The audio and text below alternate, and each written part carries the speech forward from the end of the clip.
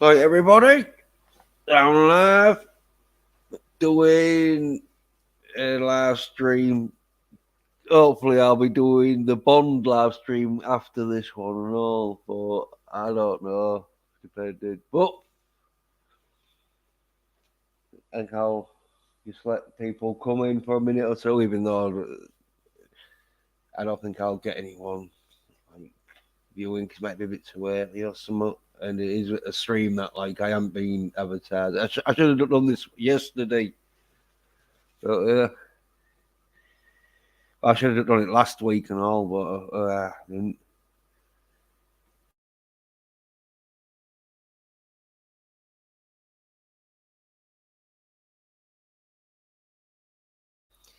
But yeah, as you can see, there's rumours about Tom Cruise gonna be Iron Man in the Doctor Strange Part 2 sequel and that. Like, yeah, they're bounding into comics article about it and that.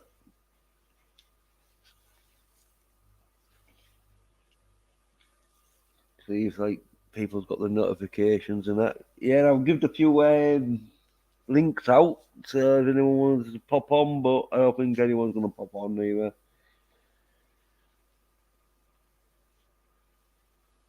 Might be a bit too early for them or something.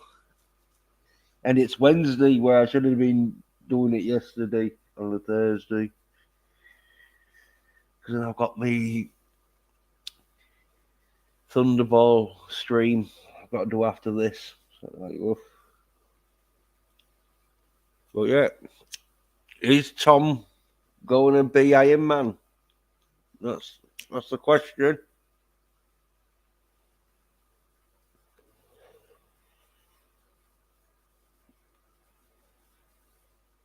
So yeah,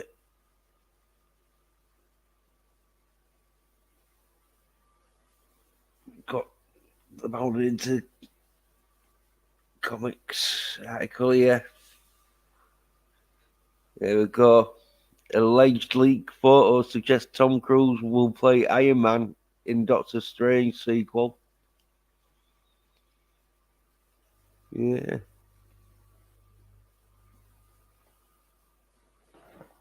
Like I don't know what pictures, photos. Yeah, yeah, pop culture creator. Yeah, I don't know if you got the link, but I'll send you the link if you wanted to pop on. Um,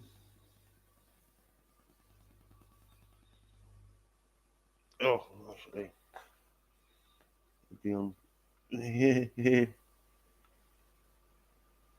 uh,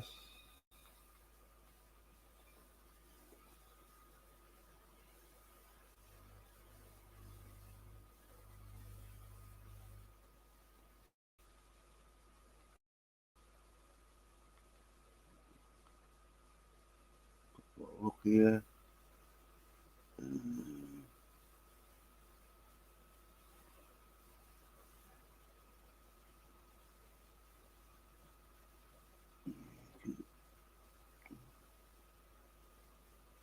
Come up.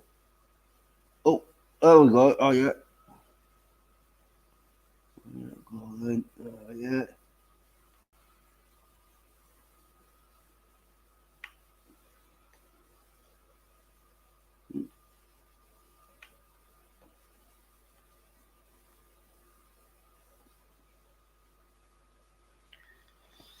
Uh, yeah, give us. I just posted the wrong fucking thing there. Right. Oh yeah. Couple years. Give you a few minutes. Yeah. Yeah, I got a copy. It again.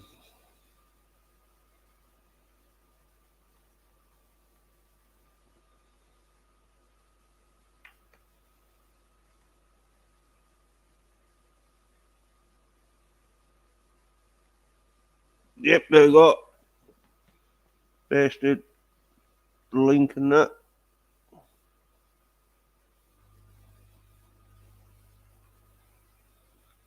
Yeah, wait a bit. Sort of thing. Andrew Summer, you are a racist. Yep, you're right. The most superior race is the 400 meters. Uh, you're right. I, I don't know what Andrew Summer problem with having a favourite race, but he's not an athlete, is he?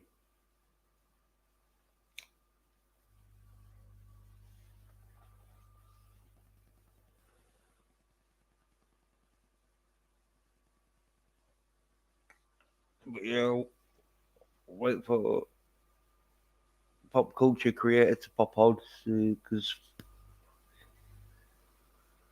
see if Tom Cruise is definitely not going to be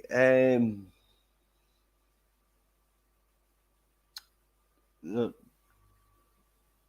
down down in there Robert Downey Jr. He's like stopped the role, I think, and he's probably going to ask for loads to come back. Well, that's why they probably thought, oh yeah, we can just pay Tom Cruise,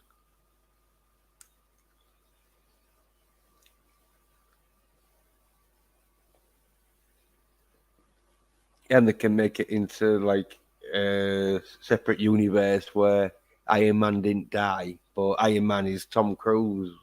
So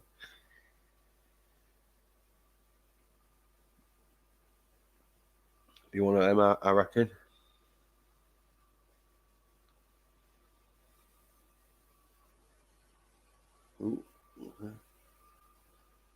Iron Man should be black and female, like Bond will be. Andrew, sorry, man. He'll wind up fucking bastard there.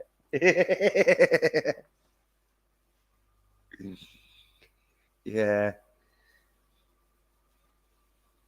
I think I know. I've got an idea of who's doing that shit, but I won't say.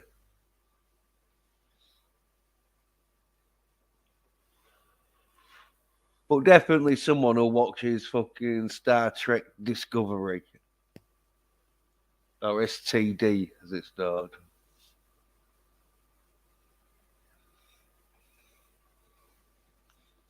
Yeah, the fucks off. They know I'm like onto them and that.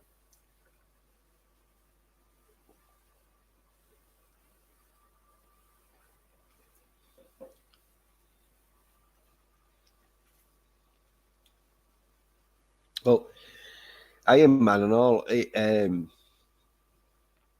it's War Machine who's the Black Iron Man. So they could have like done War Machine being being sort of Tony Stark in the Doctor Strange sequel because it is going to be all about like different um, dimensions and other alternative realities. I reckon. You know, like what they did with Spider Man, so they can like pump out loads of different fucking Iron Man figures.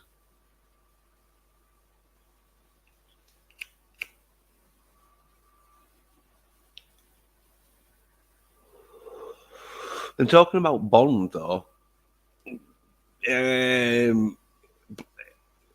was talk of Albrecht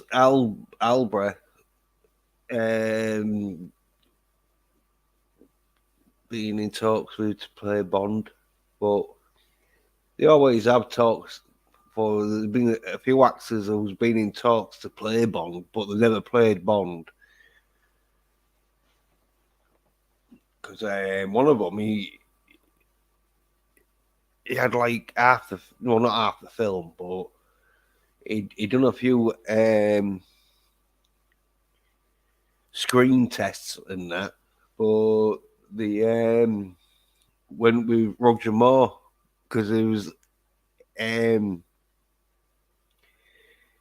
in the 80s where Roger Moore was real old, and so they wanted to replace Roger Moore. But then it was like, well, we could get Roger Moore to do one more, and I think it was A View to a Kill.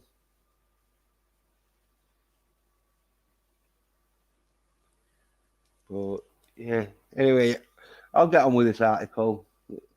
Pop culture creative pops in there. But anyway, here we go.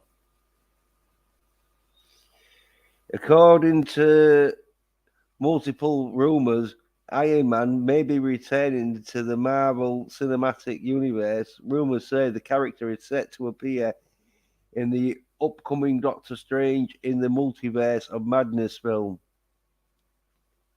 Yeah, which is like Doctor Strange 2 and that.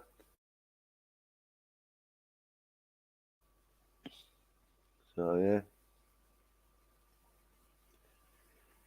To be clear, these rumors are not saying Robert Downey Jr. will be returning to play Tony Stark. Rather, multiple reports indicate that one of the world's most famous action stars, Tom Cruise, will be taking on the role.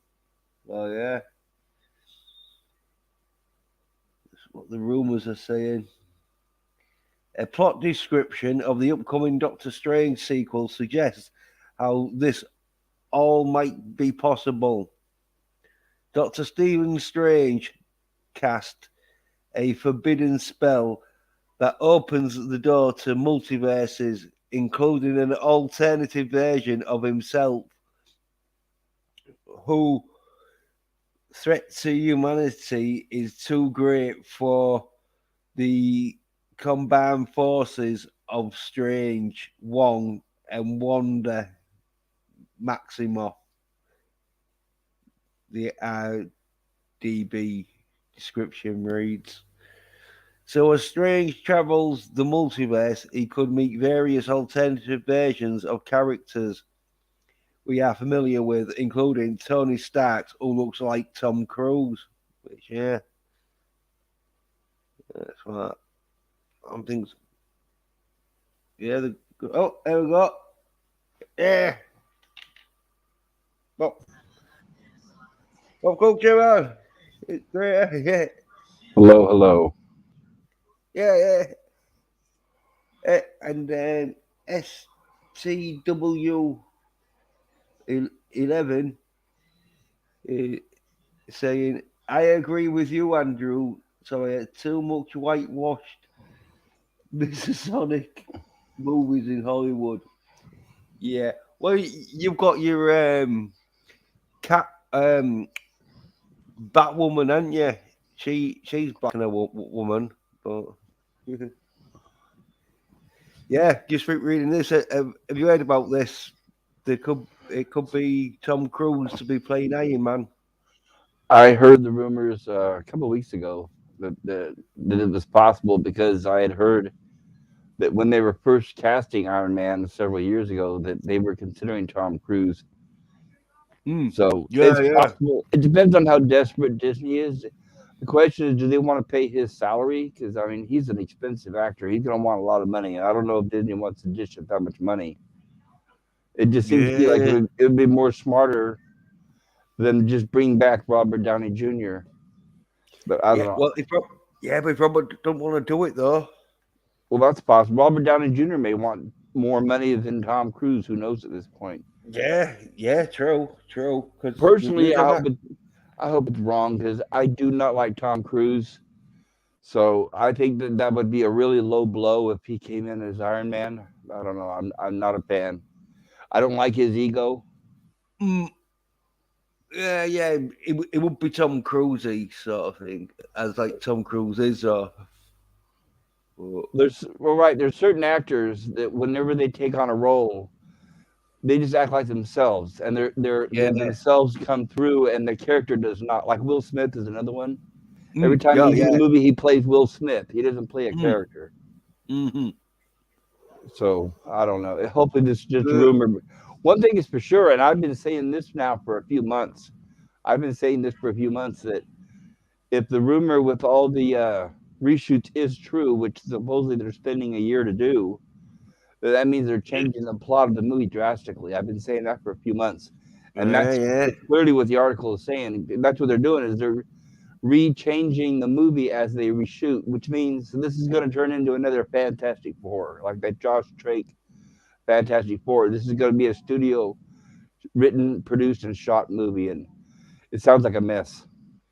yeah. Well, yeah. Back to this article. It says further le- leading to these rumors is an alleged leak image of Tom Cruise in a mocap suit. Although this remains as yet unconfirmed, the image could very well be from the set of the new Doctor Strange feature. After all, when he filmed scenes as Iron Man, Robert Downey Jr. was often decked out in a similar outfit in the image. Cruise can be seen sporting a goatee and trademark look for Tony Stark. But like, yeah, I had seen the pictures. Like, oh, there we go. There's apparently Tom Cruise, possible leak of Tom Cruise as Iron Man. Yeah, we definitely got the Tony Stark tash and beard there. Yeah. But why cast Cruise as Tony Stark? Well, Marvel Studios may be making a suitable nod to the rumours surrounding Cruise and Iron Man for years. Yep, as you said, these rumours claim that Cruise was close to landing the role of Iron Man. However, back in 2018, Cruise addressed the rumours, stating, "Not close, not close." And I love Robert Downey Jr. I can't imagine anyone else in that role. I think it's perfect for him. The actor did leave the open of playing the superhero, though. I looked at the movie and I didn't rule anything out. Yeah, well, Tom Cruise is like a, what do you call it? Um, oh, like nice guy, and he's not going to say, "Oh yeah, I, I think I can play a better Tony Stark than Robert Downey Jr." Right? It's Hollywood. They're not going to do that. No, yeah, yeah. So obviously, if he thinks so, he can play the part, and it's gonna be a bit part in it because it ain't gonna be. It's gonna be mainly Doctor Strange's film. So I come think it's going to be Wanda's film. no, Well, no. well, that's what Kevin Feige said. Feige, whatever his name is. Well, So all we can do is yeah, hope that the reshoots are. All we can do is hope yeah, either that true. he was wrong or that the reshoots are. Because here's what I think. Okay, when they first start shooting and when they planned and they start shooting Doctor Strange, Kevin Feige came out and said WandaVision is going to be the new leader. She's going to be stronger and more powerful than Doctor Strange. She's the most Yeah, powerful Avenger or whatever. yeah, but then the TV series flopped, though, did Bombed. it? Yeah, And right, then the TV series bombed, and then Shang-Chi bombed, and then the Eternals bombed. And they were yeah. also supposed to be part of the new Phase 4. Oh, yeah, So I think yeah. what happened True. was and they had already pretty much almost finished shooting Doctor Strange when they realized all this. So what they did Mm, is they put the skids on it and said, "Wait, what we're doing is not working." So that's why they took Iron Man and they were putting it back for a year of, well, I don't know if you want to call it reshoots or like panic. I think it's like panic shots is what they're doing. I think they're trying to do anything to make up for what they're doing. So I yeah, think what they're doing is they're trying to erase. I think I don't know. I could be wrong, but I think that Shang-Chi, whatever the name is, and the yes, Eternals, yeah. I think they probably played a big part in the Doctor Strange movie. And then once Marvel realized that nobody liked those characters, I think that's why they called the Well, reshoots. or people like the Shang-Chi character because he's getting a number two. No, that's still not been confirmed. You got to remember, every time they release No, the no, first, they said the same thing with the Eternals. Every time they release a movie, they always announce the sequel at the same time to help sell the first movie. We won't no, know no. until it actually goes into production. Yeah, but it is being green lit though. We'll So see. That doesn't mean yeah, yeah. anything. We'll see. No. You're right. Because it could be an argument flares up, and then the actor, if fallout of the actor, then yeah, they will. But they know that Shang Chi made money though, and so Not as they it know. didn't make nearly as much as they were hoping for. Oh, It it made enough though. It made enough for them to warrant a sequel. well, remember, keep this in mind, right? Captain Marvel made $1 billion, and just like Chang Chi, people were taking pictures of empty theaters. They were No, selling the no, seats. no. Shang Chi was doing good because Shang Chi made like $1 billion, I reckon, but they didn't want everyone to know that because it like didn't um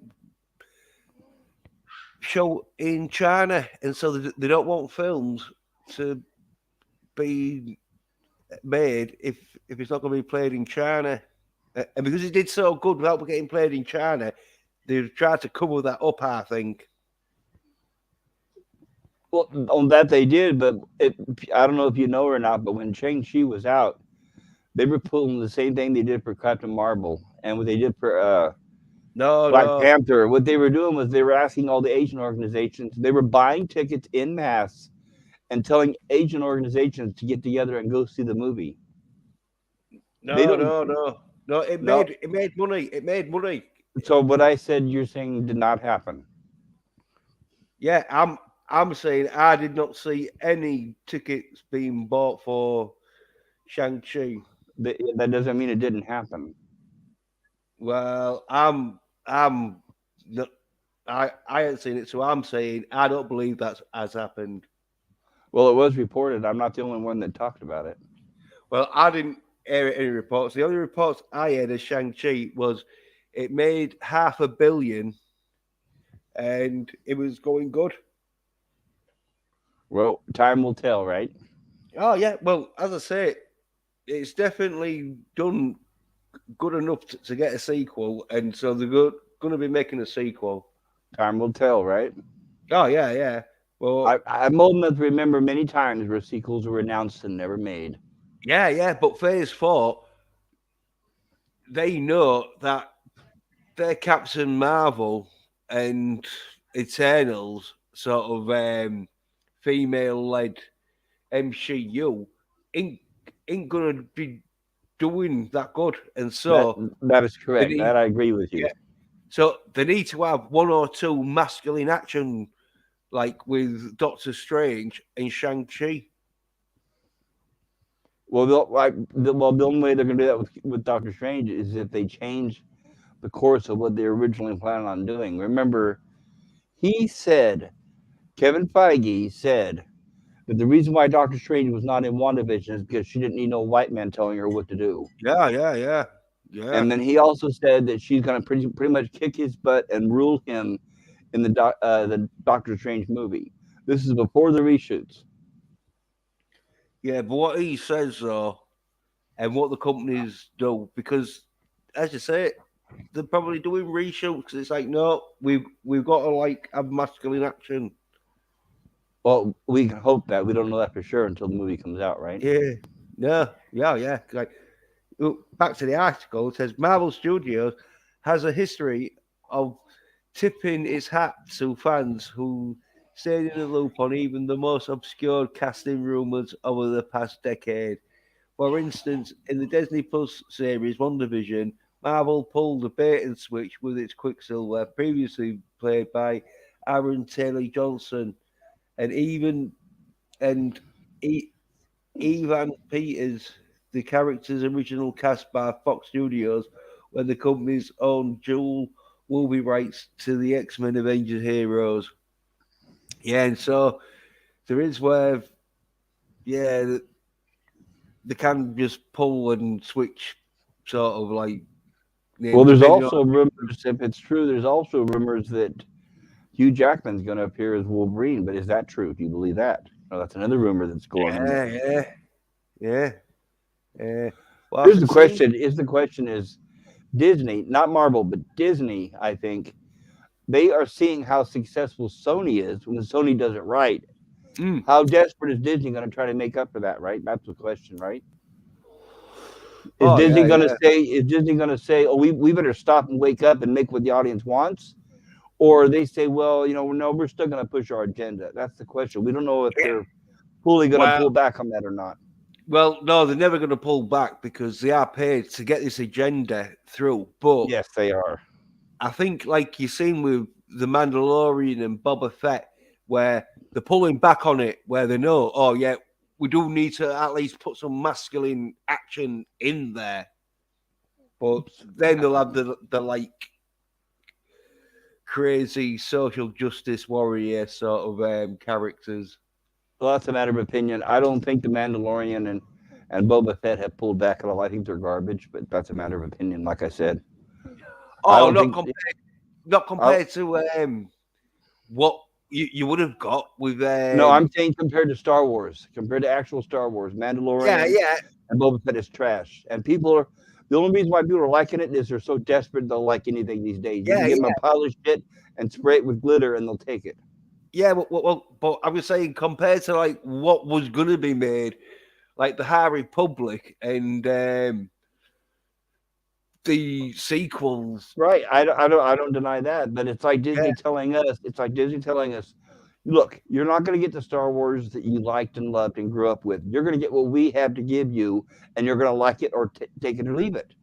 That is, and Mm, people are saying, okay, we'll take it. Well, I won't. Simple as that. yeah, yeah. Well, back to this article. Well, it seems Peters was joining the Marvel Cinematic Universe as Quicksilver. He ended up becoming a walking, talking dick joke. As was revealed, he played a character named Ralph Boner that had been bewitched by Agatha Harkness. See, I and Mandalorian compared to this One Division and all, it like seems good, but nevertheless, what this show is Marvel Studios. And ever, I'm what? surprised they admitted it. They actually turned him into another beta cuck. I'm surprised they Yeah, admitted it in this article. yeah, Marvel Studios engagedness to play around with fans' expectation. If rumored are true, Tom Cruise has been cast as an alternative universe Tony Stark. This should come as no surprise. Well, and Iron Wolf, one of the leaks is real, which is Tom Cruise Iron Man in Doctor Strange in the Multiverse of Madness. So there is a chance the other leaks may be real as well. I don't know what the other leaks are, but Well, some of them are a Fantastic Four and X-Men. They're saying that some X-Men may appear and some Fantastic Four may appear. all right, yeah, yeah, oh yeah, well, definitely, yeah. If Tom Cruise is going to be Tony Stark, I can see why, yeah, definitely able to get the others in. But yeah, no pictures of Tom Cruise with the goatee. Looks pretty good, I think, as Tony Stark. Yeah, you might not like Tom Cruise, but Nope. for that Tony Stark character, even though Robert Downey Jr. did a fucking great job, I can see Tom Cruise doing a pretty good job. But It's it'll a be more. two-dimensional comic character. Anybody could do that job. I think Tom Cruise, the Oh hiring yeah, him is going way over the top. They don't need a big no, but actor you like need that. yeah, but you need someone with a bit of sort of attitude, and Tom Cruise, he's You got mean attitude. no? It's not attitude. They want somebody who pulls in box office money. Is what it is. It's not attitude at all. It's not acting talent. It's somebody who pulls in box office money. That's all they care No, about. yeah, but he has got that certain charisma though. You can't say Tom Cruise ain't got a certain charisma that could easily lead him to play. Yeah, and Uh, so could many other actors in Hollywood. I don't know. I wouldn't say any actor, You but don't think anyway, they're doing it because Tom Cruise? That they think Tom Cruise can put butts in seats. You don't think that's why? yeah, but it's also seemed like a good choice. But hey, oh, look at this. Yeah, Jens, games, I'll movies, be and right comics back. I have to eras. let my dog go out. I'll be right back, Jens. I gotta let my dog go potty. I'll be right back. All right, yeah, yeah. But games, movies, and comics eras confirmed Tom Cruise as Iron Man. Yeah, so and confirmed Tobey Maguire as Spider-Man. Yeah, well, yeah, that's already been confirmed and that. But yeah, yeah. But so I think games, movies, and comics are us. He's definitely believing the rumor. But yeah, as noted above, this isn't the first time Crew's name has come up connection taking on the role of a multiverse Iron Man.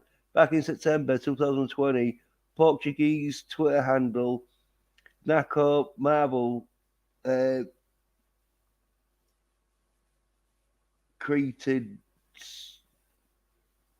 Scooper Daniel Reitman when they claimed that Tom Cruise was being considered for a multiverse of Iron Man.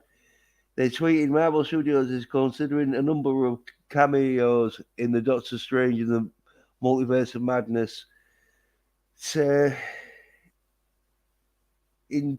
interpret different versions of characters already known. Apparently, Tom Cruise has been considered as Tony Stark from another planet Earth. Mm. Yeah, that's in Spanish, isn't it?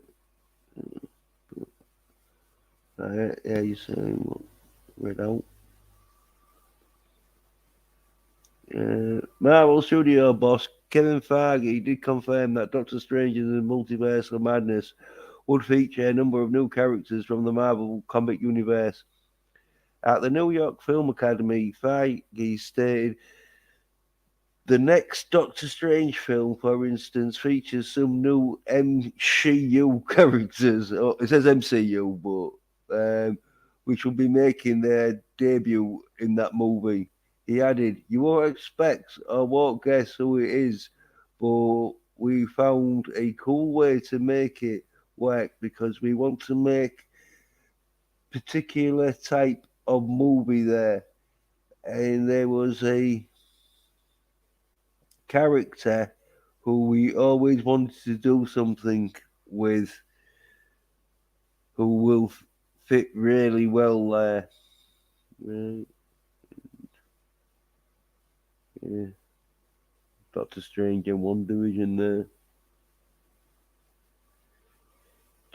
The rumor regarding Tom Cruise fits in well with another casting rumor coming from the Doctor Strange sequel. Rumors also claim that John Kaczynski has Okay, I'm been back.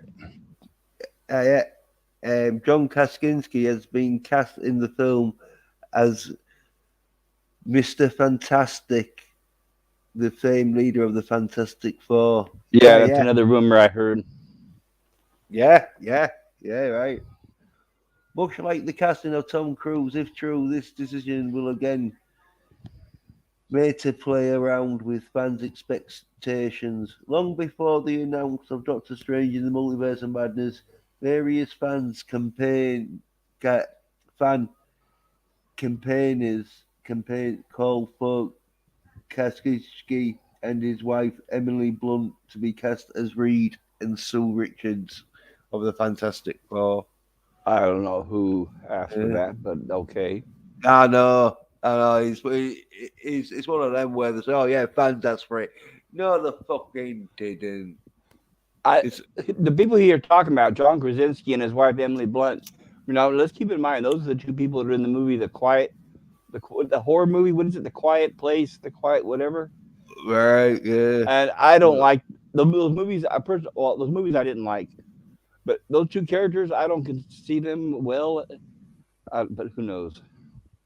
Yeah, yeah, Emily Blunt is too old, yeah. and the But star power. I think it's probably a small fringe of people who are actually asking for them to be the yeah, leaders of the Fantastic Four. I I don't see know. that as being a lot of people asking for No, that. no one cares really because No, they Doctor's.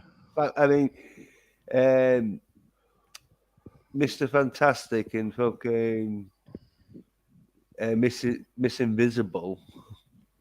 They're like can be played by anyone. But should all these rumors come true, some fans may be excited at the prospect. Others might be left asking one important question: when it comes to Doctor Strange 2, which is Marvel Studios more concerned with delivering to audiences fan service or an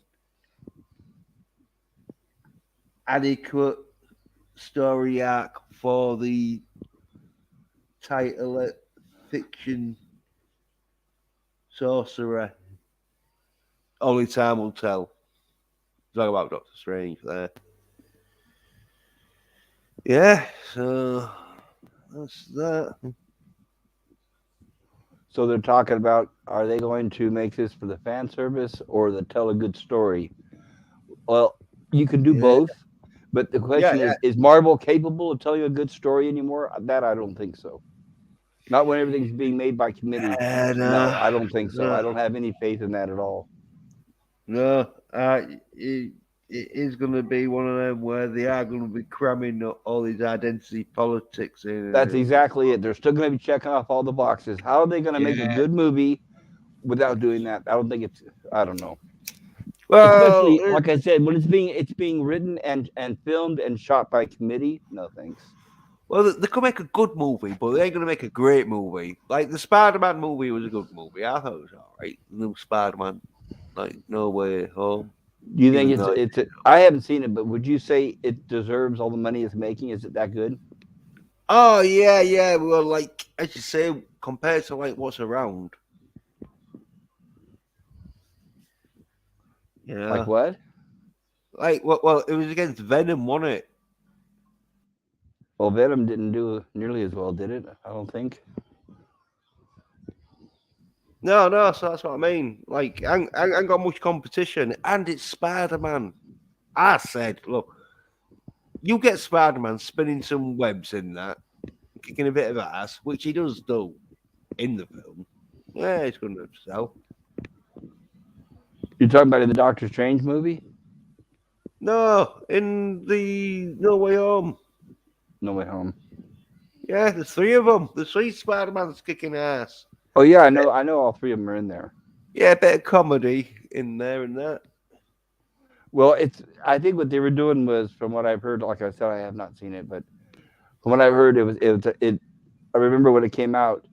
Tom Holland was saying it was a dark movie, so I think maybe they were trying to sprinkle in some comedy to keep it lightened up. Yeah, yeah, it's not that. I was saying it's soy though. It's like one of the most soyest Spider-Man.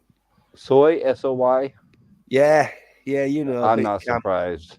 Yeah, because Spider-Man's mate, that like Zendaya. duck-looking guy. Yeah, well, yeah. I'm not saying everyone who looks like that deserves it, but what has he done to deserve to look like that? Who? Spider-Man's mate. I haven't seen the movie. Are you talking about one of his friends? Which one? Oh, wait there, I'll pull it up. He looks like a duck.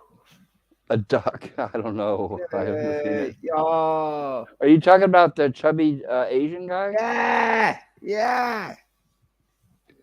Oh, I don't know. I just saw him. No, He but he's another example. I'm, He I'm, Go ahead. I'm not saying like you can't look like this, but I'm saying how as he look does he look like this? What? Yeah, if Yeah. you got it pictured, let me see. Uh, In fact, when's that movie coming out on video demand or Blu-ray so I can see it? I live in yeah. California and I don't want to go see a movie with a mask on, so I'm not gonna see it here. Unless it's a fucking Spider-Man. That's there we go. Look at this. Look at that. Yeah. Ah. You know, I'm not saying that I won't be his friend. But I was saying he'd have to tell some funny fucking joke. Yeah, that's the guy who plays Definitely, his friend. What now? yeah, What about him? definitely eat soy. Oh, absolutely, of course he is. But he Yeah. checks.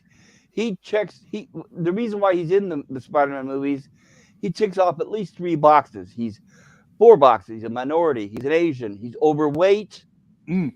So yeah, and probably even gay on top of that. So yeah, that's the reason why he's in the movies. Yeah. I don't think he's even gay in it. He's a virgin. So Well, it is Marvel, so give him time. I mean, look at everything else yeah, they've done. sure. Yeah. Well, the possibility is there, isn't there? Did you see Shazam? Yeah. What'd they do with the fat guy in that one? They made him gay. Remember? Right. Yeah. Uh huh. That's what I'm saying. Is they're busy ticking boxes before they even shoot the movie. That's why I don't have Hell much no. hopes in it. Seeing this, I think he's trading out though. Yeah, 'cause he's had some weight loss Well, how did during he look in Spider. the movie? You saw the movie. How did he look?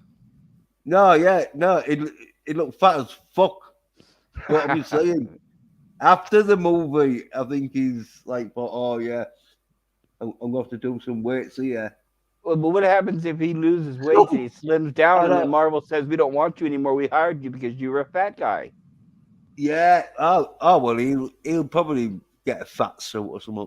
But yeah, yeah, Like they did you Thor. see, yeah, yeah. You can see he's lost a little bit of weight, but because he's real fat, he still looks fat, but not as fat.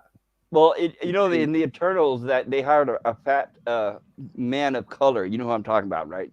For the Eternals. And when they hired No. him, he said there was an interview where he said, "Wow, you're hiring me for as a Marvel superhero. I guess I better lose weight." And they said, "No, no, no. We're Oh hiring yeah, you because of the way you are exactly right now." So they yeah, hired him because he yeah. was a fat black guy. And I mean Yeah, that's yeah, all I expect from Marvel anymore. yeah. You fat out of weight fuck. That's what we need. Like, I mean, yeah, you're right. that's why I wasn't really a big fan of the two first Spider-Man movies because I thought, well, Zendaya, oh, you got to have a minority girlfriend. Oh, his friend's got to be a fat Mm. minority and possibly gay. And oh, Aunt May, oh, she's got to be young. We can't have any old lady in there. It's like, no, that's Oh not yeah, Spider-Man. That's not yeah. Well, Spider-Man. well, I won't spoil it, but the something that happens to Aunt May that's even more like, oh, they're really going far No, from. and then the hint of a love affair between her and Happy Hogan. I'm like, oh God. Mm, yeah. When pretty much his uncle is just barely freshly dug in the grave, and she's already out looking for other men. It's I like know. that's not Aunt May. Aunt May getting banged by a fucking agent. It's just not Spider Man. Well, he's not an agent, isn't he? He's just a bodyguard, isn't he? According to the plot. Yeah, he's a sort of agent, isn't he? He works for Shield. He's a Shield agent, isn't he? Happy Hogan. Yeah. I don't think he's an agent. I thought he was just Tony Stark's bodyguard. Yeah, but that's still an agent, isn't it? He's a real shit agent. I know that. He's not doing I don't know. fucking out great. His his job is really just to look after Spider Man. But Well, he's still an agent. first it was to look after Tony Stark, right? And then it eventually became Spider-Man as they killed off the Tony Stark character, right? Mm. Yeah, then he starts to bang fucking Aunt May. It's like, wow, what the And fuck? and I like Marissa Tomei. I think she's beautiful and wonderful, but I Oh don't see yeah, her in that top part. one. She's not Aunt Oh May, so that's yeah, I don't have any choice over the casting. no. Well, we're used to Aunt May looking 80 odd. Well, like I think the best Aunt May so far was the Tobey Maguire Aunt May. That was the one that was most closest like the comics and the cartoons. Yeah, well, Aunt May is definitely in her 70s, isn't she? At least, yeah. And she had to Yeah, look like an old lady, not like someone like Marissa Tomei. I I mean, she know. Yeah, just as dumb. It looks like she can fucking just start getting laid. That's my point with Tom Cruise's Iron Man. They're just hiring somebody for their face and their looks, who doesn't No, really. 'cause Tony Stark can go out and get laid. Tom Cruise is fucking. He was sort of like Tony Stark in the 80s. But I'm saying that's why Tom Cruise is getting the role. Because Yeah, well, he the should reason do why it. I keep bringing that up is, in my opinion, I don't think they should have got Tom Cruise. He's got too much baggage with him. I think there's other people out there who could have done the same, or if not better job. But I don't have a choice over the matter. Disney's going to hire whoever they think can bring in the most money on the screen. Yeah, yeah, true. He does pull in the names because he's going to do a good performance as Tony Stark. I think he'll pull in the performance as Tom Cruise as Tony Stark. Well, that's going to be basically good enough. As I say, you need someone with a bit of character, and Tom Cruise, he's got character. Which character?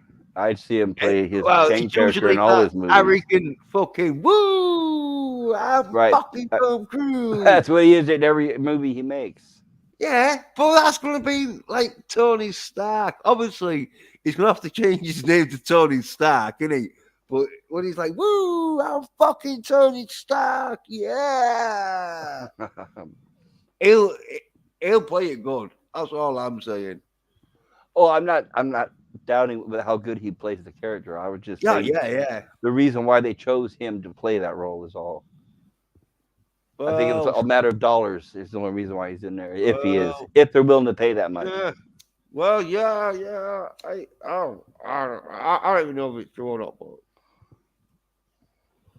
And that I'm picture just you saying showed, do a good that job. picture you showed they showed him with the mustache and the goatee. Are you sure he's not playing an alternate version of Doctor Strange? Maybe. No, because Doctor Strange plays himself self. That article you're reading, did it say that there's going to be another Doctor Strange or no? Because I missed the beginning Yeah, of it. it's Doctor Strange. In the multi madness world, but it's Right. coming out May the 6th. Right. But what I'm asking is, okay, for example, you know how Spider-Man had 3 Spider-Men in it, right? Yeah. Okay, so what I'm saying is in the new Doctor Strange movie, is there a chance there might be more than one Doctor Strange? Maybe we Yeah. would.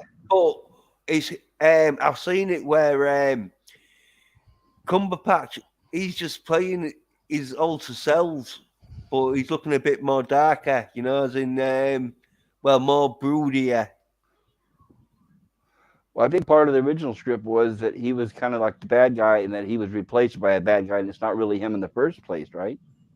Wow, fucking That's what they were leading that's towards originally. very strange shit. Yeah, You remember at the end, what was it, Wanda? No, the last no, Spider-Man movie where they found out that it wasn't really what's his name that Samuel L. Jackson plays. You know what I'm talking about, right? yeah.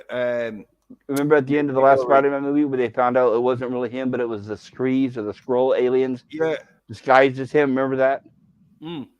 There was rumors in the beginning that in the Doctor Strange Multiverse of Madness that the evil Doctor Strange was going to be revealed as one of those Skrees or Skrulls, whatever, in disguise. Yeah, I don't know if right, that's yeah. true.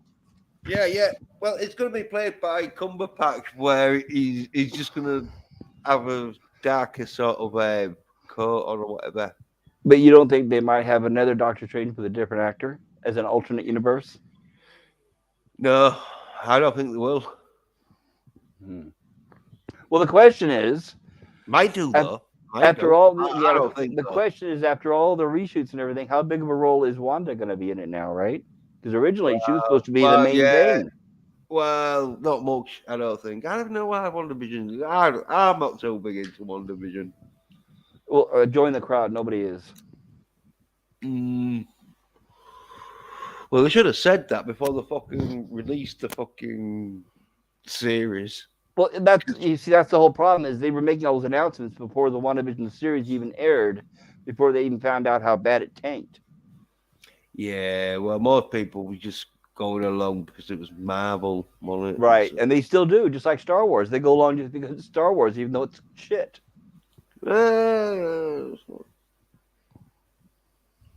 Same with Ghostbusters, the new Oh, Ghostbusters movie. effect, That no. was total shit. Well, I ain't seen that. I ain't seen that yet. But Well, it's fine. yeah, It's fine if you like the Ghostbusters now being little tiny kids and it's made for yeah. Well, children.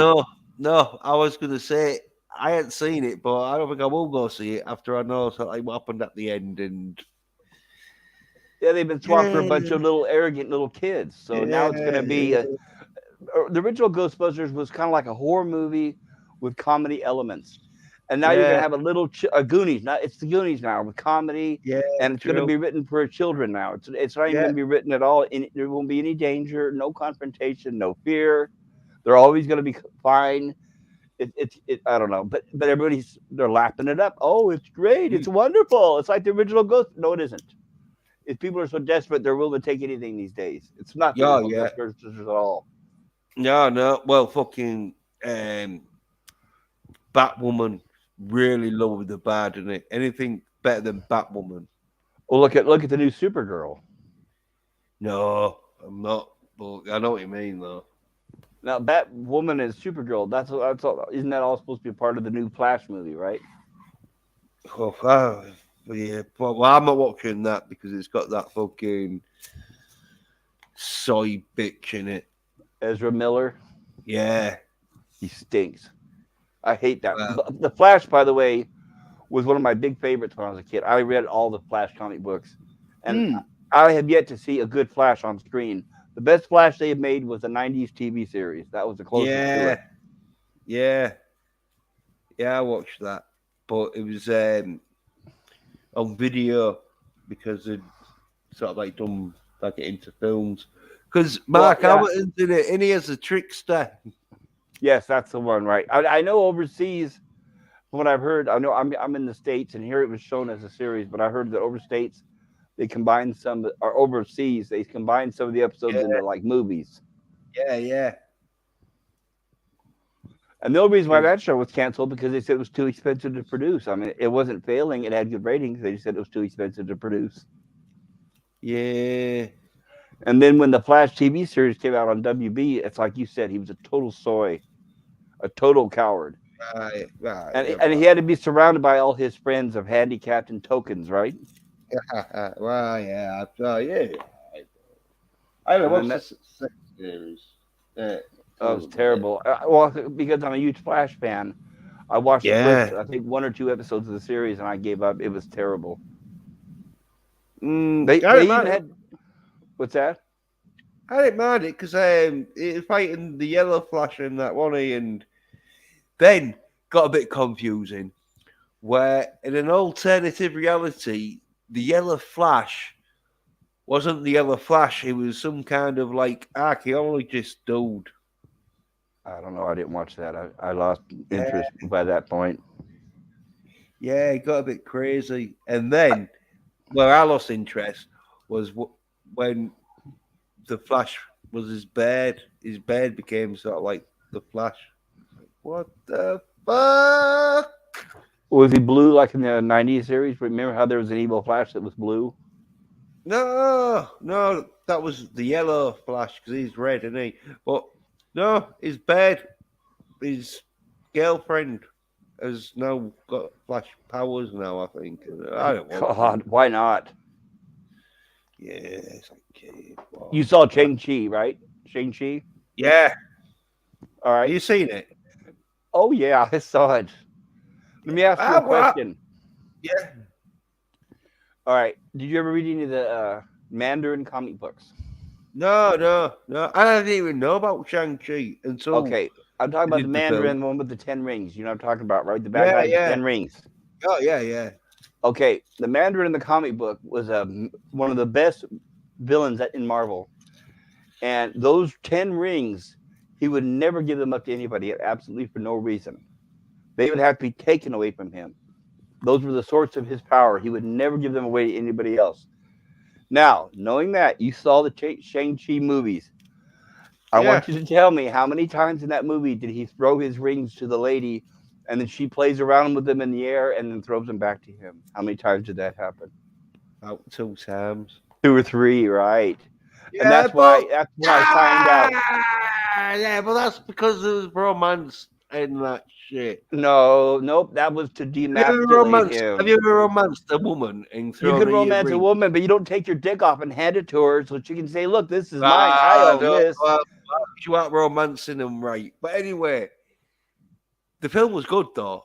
It had good fucking action scenes in it though, didn't it? Oh, the action was okay because they hired ex Jackie Chan stunt coordinator. Yeah, well, that's what I was saying. I was saying But the the movie was shit, and you got to remember now, movie Shang was Chi fucking was good. only around because of his sister. Which, by the way, you think his sister was in the comic book like that? Well, no, I ain't seen the comic book. I just watched the film because it was fucking done good. I thought the film was done good. Oh, that's great. Yeah. It wasn't the best ever fucking Marvel film I've seen, but it was fucking good. It But had him, fuck. the Mandarin handing, I'm just telling you, throwing his rings to the woman 2 or 3 times and her handing them back. That's like her saying, "I've got your balls on the wall." That's symbolism is exactly what it was Well, it was for. Shang-Chi's mother, and I don't even know why you fucking so concerned about fucking the way he threw his rings because Because you it was don't, like, Mandarin doesn't do that. That's Disney right there. yeah, yeah, but it was like just fucking making the story go along because it was about Shang-Chi kicking ass. No, it That's wasn't what. necessary. Yeah, so they had to. So in other words, to make Shang-Chi look tough, they had to weaken the Mandarin character. I mean, No, they didn't that's weaken not a good because reason. no, they didn't weaken the Mandarin character because the Mandarin character beat the shit out of Shang-Chi at the end. The Mandarin It, character would never give up his rings. That's what I'm talking about right there no, it was. specifically. Well, you're just being pedantic with the fucking Mandarin character, but the Shang-Chi film I thought was fucking good. Well, Maybe you didn't like the way it respected the Mandarin character, but it was a fucking good disrespected, you film. mean? Disrespected the Mandarin Yeah, character. yeah, yeah. Well, I didn't respect it, did it? So yeah, Right. That's one disrespected of it. my main sticking points. Right, was the way it Yeah, disrespected a very good character. but it still fucking was a good film. I thought it had masculine action and well done action and all. Because there were Okay. some scenes in that I was like, fucking hell, this is really fucking done good. It's not sort of like, oh yeah, we'll just have That's fine. Shang-Chi fly around a bit. When he was flying around, he was doing shit, you know. He wasn't just flying around shouting to his mates. Oh, let's He have a couldn't have cup of gotten coffee. one thing done without his sister or his peppy friend. He had to rely on them through the whole movie. Well, that's sort of fucking The Marvel, right? the Marvel, yeah, universe is Yeah, going that way. But it was, yeah. yeah, but he didn't get cocked though, did he? He fucking like was sort of like the main man Well, he in didn't that have a love film. affair with any woman. Marvel's not going to allow that anymore, right? Oh yeah, true, true. He didn't get to shag no No, fucking of course not. bed, but he was fucking having to save the universe at the time, or at Oh, least that part of the universe that there was in. that's a matter of opinion, but okay. But it was a good film, though. Well, I do admit this. I think I got all the way through Shang Chi. The Eternals, I didn't last 5 minutes, so Yo, yeah, fucking hell. I don't even think I That got was 5 minutes of the Eternals. Maybe 3 minutes. yeah. Well, with Shang Chi though, his character was likable because he was sort of like a normal sort of person that obviously with his martial arts skills made him And a huge bank account. Remember now, even though he was a valet driver at a hotel in San Francisco, he had a huge bank account who could fly all over the world. Right? Remember that? yeah. Well, he did have like his dad's sort of like credit card, I think. So Oh, he did. Okay. well, all I'm saying though is Shang Chi's character was likable, as in he tried to sort of like be sort of like half decent and that. Where that Eternals, I know they seem like a bunch of robot pricks. Well, with the Turtles, each time they showed a character, they should visibly have a box on the screen showing a check mark. That's how they should treat Yeah, them these days. They just say, "Oh, look, here's a woman of color." And they should show a box on the screen showing a check mark in it. And then they say, "Look, here's a handicapped person," and show another box with a check on it, right? yeah, yeah, Uh, yeah. They've definitely gone down the fucking. Let's get as many fucking minorities in these it's like films. everything now, Yeah, movies, television, Hollywood, everything has become a feminized soap opera. It's become the old garbage soap operas that I used to see on TV when I was a kid. And yeah. that's why, like, even like Star Trek doesn't have serialized episodes anymore. It's got to be like a soap opera. It's got to be Mm, talking heads. It's got to be one plot stretched out to an entire season, just like a soap opera. yeah, fucking disgusting. What Oh, happens? They don't want to spend money on writers. They're willing to spend 100 million, $200 million to make a movie, but the mm, problem is that they don't want to spend money on the good writers. All the money's going towards the salaries of all the idiots in the movie. yeah, yeah. I'm just gonna mute because I need to get a drink. Go for I'll it. be, I'll be a minute. Yeah.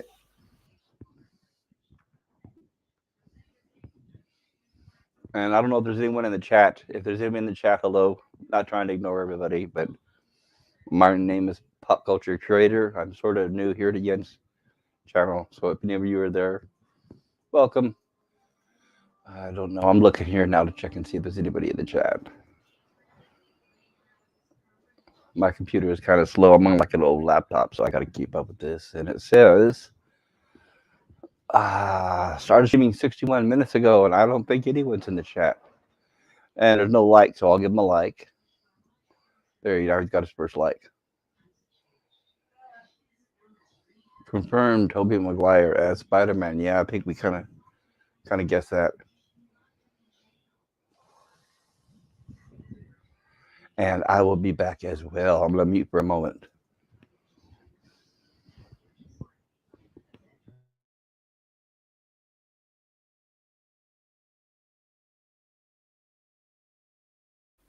Right, I'm back. Go get some And nice there you fresh air. are. Yeah.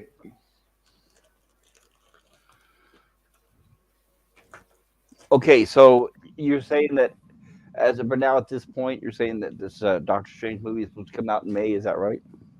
Yeah. May the 6th, apparently. So my question is it going to be like the last Fantastic Four, where when we watch the movie, we could say, "Oh, look, those are the scenes that were shot by Sam Raimi. Oh, look, those are the reshoots. Oh, look, that's the Sam Raimi shots. Oh, look, those are the reshoots." Probably. Because I don't think Sam Raimi's involved anymore. I think he probably did his job and went home last year. And I think the committee and the people around the think tank are the ones doing all the reshoots and the hiring and everything else, and the and the rewriting of the plot. Yeah. In other words, Rise of Skywalker, I think, is going to be another one of those, like a Frankenstein project put together. Oh, I don't know. I think it'd be probably good. Like with the Bond film, where they did reshoots, but it was to make Bond more of a like Well, they had masculine. to diminish all the SJW they had put in there. They saw that was backfiring. Mm-hmm. Yeah, because there's a scene where he's in a car and the woman goes in the back seat to comfort the child. But I reckon in the when they first did it, I bet you Bond was in the back seat comforting the child whilst the bed was burning a car all over and that. I would not be surprised. Yeah, yeah, yeah. What did you think about the Incredibles 2? I ain't seen it. Oh, well, that's you just described it. You just described it. You saw the Did you see the first Incredibles? I'm talking about the Yeah, yeah, Pixar movie, yeah, right? yeah, All right. In yeah. the first movie, remember how the family got together as a team and they all used their power to save the day? Remember that? Yeah, yeah. Well, in the second Incredibles, no. Dad stays home and becomes mom dad and has to take care of the kid. Mom goes Mhm. out and saves the day. The whole movie revolves around mom. And Yeah, dad's just there yeah, as a dad dick joke because every now and then they'll come back to dad and oh, he gets goo in his face. Ha ha ha, look at dad. That's the plot yeah. of the second movie. Oh, I won't see it then. No. And that, Tell you did what, you see, what's that? I saw that Secret Life of Pets too. Oh, and I haven't seen it, but go ahead. Yeah, it's all right. Well, I can't comment. I didn't even see the first one, so I don't know. I Mm. stopped watching Pixar when Disney bought them out. Oh well, this Pet's Life, the Secret Life of Pets, is like quite good because it's got like loads of different sort of dogs and cats in it that like make a bit of a team and that. And Well, let me ask you this: would you say it's written for the whole family, or would you say it's written for kids? no, the whole family and that. Hmm. I was laughing at number two because there's this monkey and this rabbit is having to fight this monkey, and the rabbit's doing like kung fu and all this shit.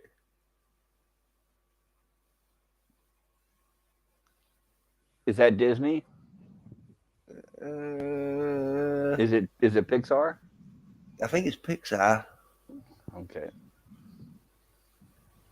I don't know if I'll ever watch a Pixar movie again. I really doubt it, especially now that they're relegated to just making made-for-TV garbage for Disney Plus. That's a sad legacy for Pixar to end up. Yeah, yeah. And now with Disney, you heard that they're bringing back their 2D animation studio. They're going to start making 2D animation again. Right. Well, I don't mind 2D, but Oh I am no, I gonna. actually like the 2D. I like the old Disney 2D animation. I'm a big fan Yeah, of that. but I was gonna say though, I'm 46, and so I'm from that generation that was brought up on 2D animation. That was basically animation. It was only 2D. Well, not only that though, but it was 24 frames a second, and it was good Yeah, animation. That's why I don't like this modern day anime stuff because it's like 3 frames a second. It's like watching a slideshow. yeah. True. Yeah. But I don't mind. I can as long as the storyline and the action is good in it. I can Well, I watch it. understand that there are fans who enjoy it, which is fine. I'm not going to knock them for that. It's just that me personally, I think they should spend more money on the animation, add more frames per second. I don't like it when the character says a whole sentence and their mouth only moves once or twice. It's cheap. It's cheap. Or but the only thing in the background is just flashing lights. It's cheap. Yeah, there's where they Like take I said, shots. I like 24 frames animation. I'll take that any day. Yeah, yeah. It's better to have more frames per second, but More frames per second, right? Which I don't think we'll see if we get that. I mean, even television animation, television cartoons had more frames per second than anime does. Anime just I don't know if it's intentionally part of its style, but it's shot like I said, like a slideshow. yeah, You could watch it and you could literally in your head go click click click click click click click every time a frame passes. yeah. They do sort of make it where not much happens and a lot of talking. So all they got to do is animate the bottom lip. We'll just animate to where it's fluid looking, not where it's chop chop chop chop chop. Yeah, well, they rush a bit on it, don't they? Well, like you remember the old Flintstones cartoons, right? Yeah, You remember when they showed, like, for example, like they would show inside Fred Flintstone's house and he's running. Remember how it kept showing the same furniture over and over the background, like on a loop over and over? Remember yeah, that? yeah, yeah, Right. yeah. It kind of reminds me of that with anime, but instead of having a looping background over and over, they just have like flashing, like like sparkles and colors and stuff Yeah. like that. It's just really cheap. I don't know, Oh yeah, but I yeah. know some people like that. That's like the Fast and the Furious movies. Here's another thing too: is I'm a huge fan of the old muscle car movies like Smoking the Bandit, Bullet and stuff like that. I love that stuff because a lot of that was shot with real cars, real actors, and all that stuff. But people really like this new Fast and Furious where when it shows the people inside the car driving, you can see that they're clearly in front of a green screen and the background is just a blur, just blur going by. You can tell it doesn't even, they're not even trying to make it look real. But people Well, eat some that of it up. is People real. watch it, they like it. Well, no, what they'll do Yeah, is they'll show the actor on the inside of a green screen with the fake yeah, background, yeah, and then it shows the outside with the stuntman driving the car. Is what I'm saying. yeah. There is that sort of, but I'm used to that, especially the Bond films. Quite a few bits where it would have been. Obviously, back then they didn't use green screen; they just used big projectors, wouldn't they? Rear And projectors, project. right, and blue Yeah, screen back then. Yeah. Well, and then yeah, because they were but that was a limit to their technology. yeah. But you can clearly tell in some shots where it's like, oh yeah, you're just sat in a car, like Right, especially the older the movies got. The older, in the early days, you could really tell, always tell it was a projection behind them. yeah. But that's fine. But That was then because I know that was the limit of the technology of those days. yeah, but with Now it's with the just Bond being films, cheap. though, yeah, but with the Bond films and Fast and Furious, as you say, they do cut to like the stunt driver driving the car, so at least you can see the car driving. But when it's a close up of the actor, that's Right. put on behind. When it's an actor in the car, here's what I'm talking about. Okay. Let me be specific. We have the technology now that when they show the inside of the car in the Fast and Furious movies, even with the actor, and Mm. because it's a green screen, to actually see landmarks and buildings passing by, right? To see the background and you can tell what it is. Oh, that's a Yeah, house, that's a building, that's a tree. No, watch the movies, and what it is just a blur. It's a digital blur. yeah. Anybody who Sometimes, drives knows that's not what the road looks like when you're driving. You can go 100, 200 miles an hour, and it does not look like just a blur. You could still see yeah. landmarks going by, trees, buildings. That's what I'm talking about. They're cheap. They just show a computerized blur is all they show. They're not even Yeah, trying to yeah, be because they yeah. think what they're doing is they're saying, well, the audience is dumb. They're not looking at the background anyway. They're looking at the actors. So let's not worry about what the background looks like. That's what they're doing. They don't bother to shoot background, which used to be called background Uh, plate. as long as the film's good itself, I don't care. Well, that's what I'm saying. That's what I'm saying is the new audiences, they don't look at that anymore and they eat it right up. I mean, you can give them whatever they. Yeah, well, that's because there's not good storylines, is it? Storylines is a different matter. I don't know if it's a good storyline or not. I'm just talking about I think it's cheap and lazy Oh filmmaking, in yeah, my yeah, opinion.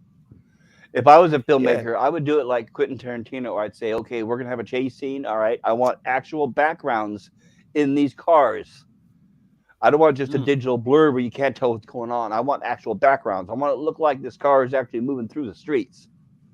Yeah. All right. Well, that is sort of like better films in it, but Well, it's easy to do. Like I said, we have the technology to do almost anything, especially with CGI. But that's just it. yeah, See, but in the old days, they would go and you know what I'm talking about, shortcuts right? Where are they would film the background plates, right, where it looked like the outside of the yeah, back of a car, right? yeah, but shortcuts are in it. It's that way they can just just blur that out, and so we don't even have to really film out. Right, and it's just blurs going by, and that's not how it works, and that's not how it looks. I used to race, in fact. I used to race when I was young. That's not what it looks like. Yeah, It's not just a blur. If it was just a blur, everybody would be crashing their cars. yeah. Well, it's that camera blur though, isn't it? To a camera, No, that's it's all not a it's. See, camera blur either. It's not a camera blur. That's something different. A no, camera blur it's occurs when you see the camera moving left to right, and you can see you can see a blur because the frames go at 24 frames a second. That's a camera blur. no, but the background is going so fast. It is a blur to the camera because the camera's focused on one area. It doesn't. It follow if you followed it, then it wouldn't be blurred. But because the camera's not following it, it's just aimed straight out. Well, It here's seems a good example. Remember, you and I were both talking about a few minutes ago. Remember the Flash series from the '90s? yeah, Now, remember when they showed him running, the background behind him? You could see it clearly Mm. what was going on, right? Remember they actually shot background plates of him running through the streets, and then they zoomed it up. Remember, you know what I'm talking about? It wasn't just a blur behind him. Yeah, yeah, but people just do blaze to fucking make it easy. I've told you. I don't care. I don't fucking That's what it care. is. That's what I'm saying. It's easy and lazy. That's why they do it. I Exactly. don't care if the film's good. Then I don't care if they use a few blaze fucking scenes in it. Well, if it's good as a matter of taste. I know a lot of people do like it, but I know a lot of people don't. So it depends on a matter of taste, I guess. Like I said, I'm But mostly old school. I like a little more realism. yeah, well, the Fast and Furious films are popcorn films, aren't they? They don't take themselves serious. That's why Right. they do The, plays in that because it's like, right, well, we don't have to do this too serious. well, no, and they're designed for the new generation, which know nothing about filmmaking and only know what they're seeing. So, yeah, it's not made for people who actually like cinema, quote, cinema. Well, you're being a bit snobbish there because they Because I are think good it's written films. for kids. It's, I mean, Yeah, but it's enjoyment, though, isn't it? It's like if the film gives enjoyment, it's a good film. yeah, that's great. I'm not knocking that. It's not no masterpiece. No, it's not that either. And I know it's successful. I know there's a large audience for that sort of thing. It's just I'm not that audience because I think it's insulting. But hey, if some people like it, that's fine. Yeah, I thought it was all right. Even though they have gone on a bit though, because they're on number 9, aren't they, or something? Even though I'm even classing that Hobbs and Shaw film, which was all right. I liked. I didn't see that. There Oh was yeah, one Fast and Furious movie. So you've seen them, right? The Fast and the Furious. yeah, most of them. Okay, let me ask you this because I can't remember. I was at a friend's house. He was watching one of them, and this was not Hobbs and Shaw. This was before that. This was Fast and the Furious. It was one of them where Dwayne Johnson was in it, and so was Vin Mm, Diesel. And yeah. they were, I can't remember if they were on just a regular road or a tunnel, but they were basically heading right towards each other, like the old game Chicken. I remember I used to play that when we were driving. Chicken, Mm, where you would be heading towards each other at a high speed to see who would turn first. yeah, yeah. But in the Fast and Furious, they wanted to show, oh no, both these guys are tough. Nobody's a chicken. So they actually, at full speed, uh, slammed into each other, a front end collision, Mm. totaled both cars, and then both men just stepped out without a scratch, going, yeah, yeah, yeah. And I'm like, oh, Jesus Christ. Airbags. Do you know what I'm talking about? What scene? Yeah, probably. But that's the fucking I bullshit of know. Fast And, and I'm sure Furious. the kids in the audience were all cheering and like, yeah, yeah, I'm sure. Sorry. For me, that's like watching a Saturday morning cartoon. No, well, it's possible. It's possible. If you got the good airbag, because remember, the vehicles they drive, they're all like suited up. They're not some shipwrecks, apart from in one. Oh, I know cars have airbags and everything, but your body's going to go through some sort of trauma. I mean, the fact that you can just get out and start dancing around, that's not very likely. Oh yeah, but Diesel and Dwayne Johnson, they're quite big guys, aren't they? So their body is designed Their to bodies are take that. designed just like ours. They may have more muscles, but they're just like us. Do you remember the comedian No, Sam Kinison? no, but when you're in a car accident, the more muscle you've got, the more protected your shell is going to be. Wouldn't fat be better? No, because the seatbelt don't fit around you as good. But But my question is, have you ever heard of the comedian Sam Kinison? The guy that used no. to yell a lot. He used to yell. That was his Oh skit. yeah, I think I know what you mean. Okay, what happened was he was he was involved. He was in Vegas heading towards. He was in Nevada heading towards Vegas to do a show, and he was involved in a head-on collision. And they walked over to his car and said, "Are you okay? Are you okay?" And he did get out, and he was trembling, and he sat down, and he said, "I'm okay. I'm fine. I'm all right." They said that he looked fine, no scratches, Yeah. but then he just leaned over and died. Mm. And then the autopsy saw that it was the impact that the body, human body, it's like almost like a squashing a fly, and the body, human body, is not designed to be going that fast and to suddenly come to a stop like that. So even though he looked like he was fine, it killed him right there on the spot within seconds. Yeah, but if you've got muscles that like hold your organs in place, you can take more. You can take more fucking Well, I'm of a not a crash. doctor, so I'm not going to debate it, but I'd Oh, love to have a it's doctor on here so we could ask them, right? well, Oh, here's a good point. Here's a good point. There's a mhm. documentary called The Bridge. The Golden Gate Bridge in San Francisco is infamous for suicides, people jumping off of it.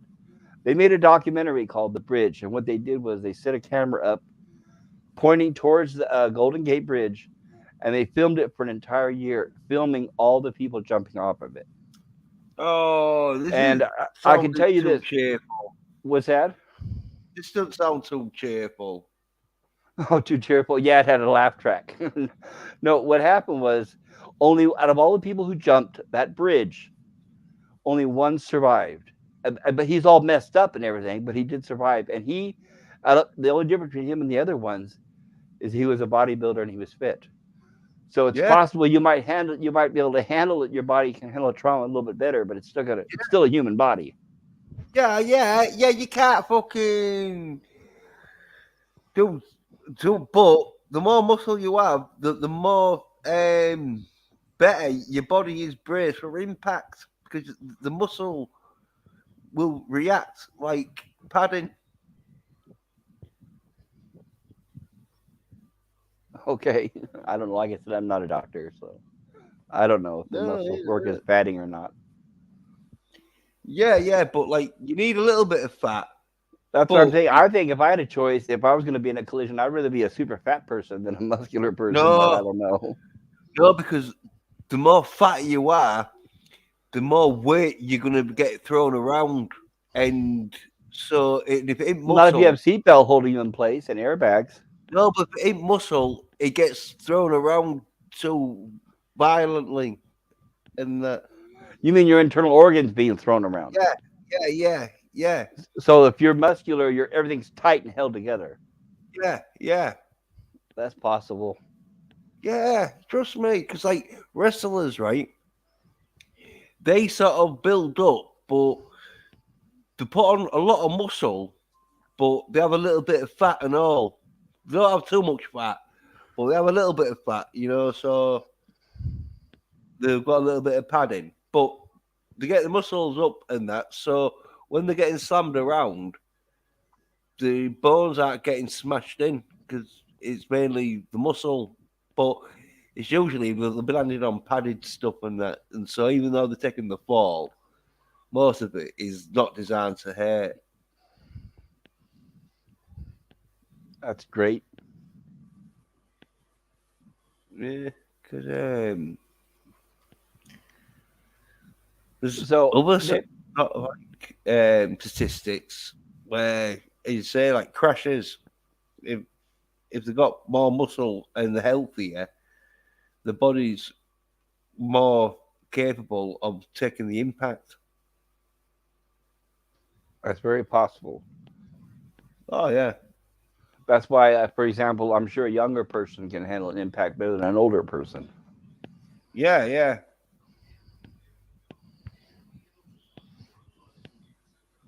So the rumors from Marvel the past few years have been talking about the reboot of X-Men, and they were talking about using what's the actor's name? The guy who played Gus Fring on Breaking Bad. They were talking about having him as the new X-Men, as the new Magneto.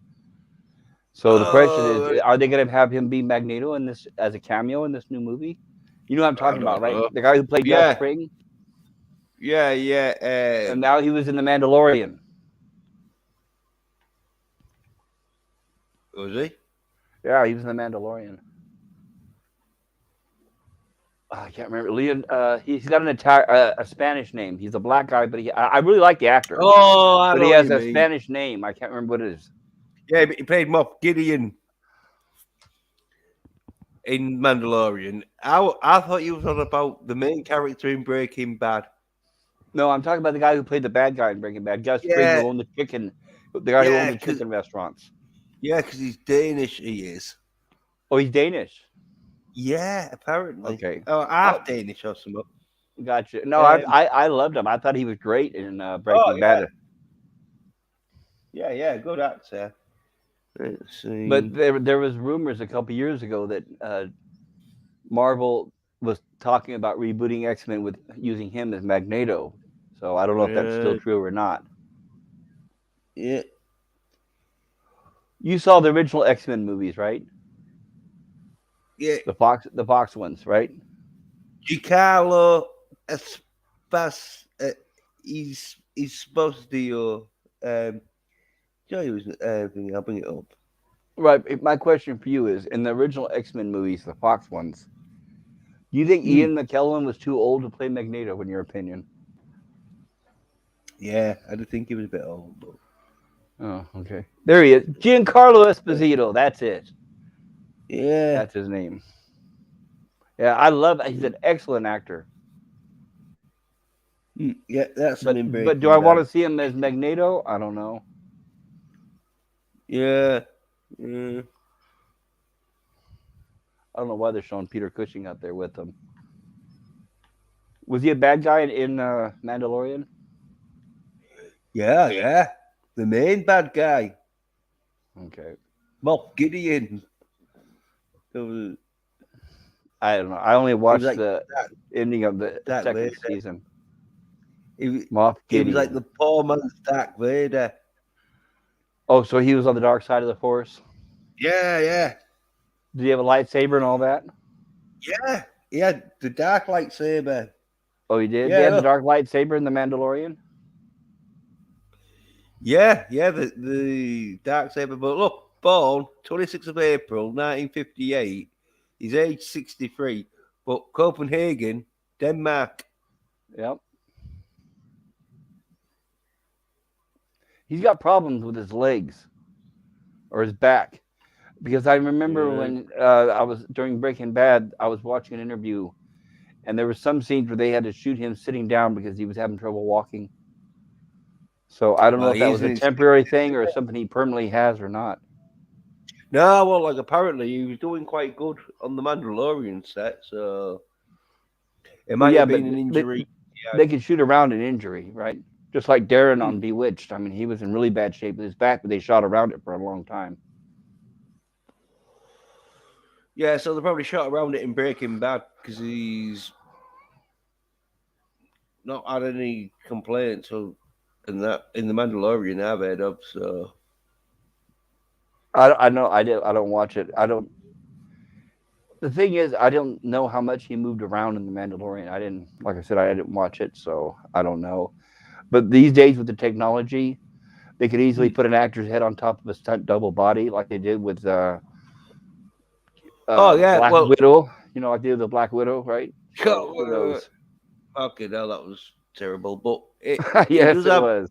yeah, he does have like a stuntman because he has a fight with the Mandalorian at the end, and even though he does some of the fight scene in it, you know, because like you see him, there's some moves in that shit where it was like, look, get a stuntman in there because even if you could do it, we still don't want you doing it just in case it goes wrong and you get a pole smashed in your face and we can't film. So there was bits where he got replaced by a stunt double Well, because one way most you could tell easily is okay.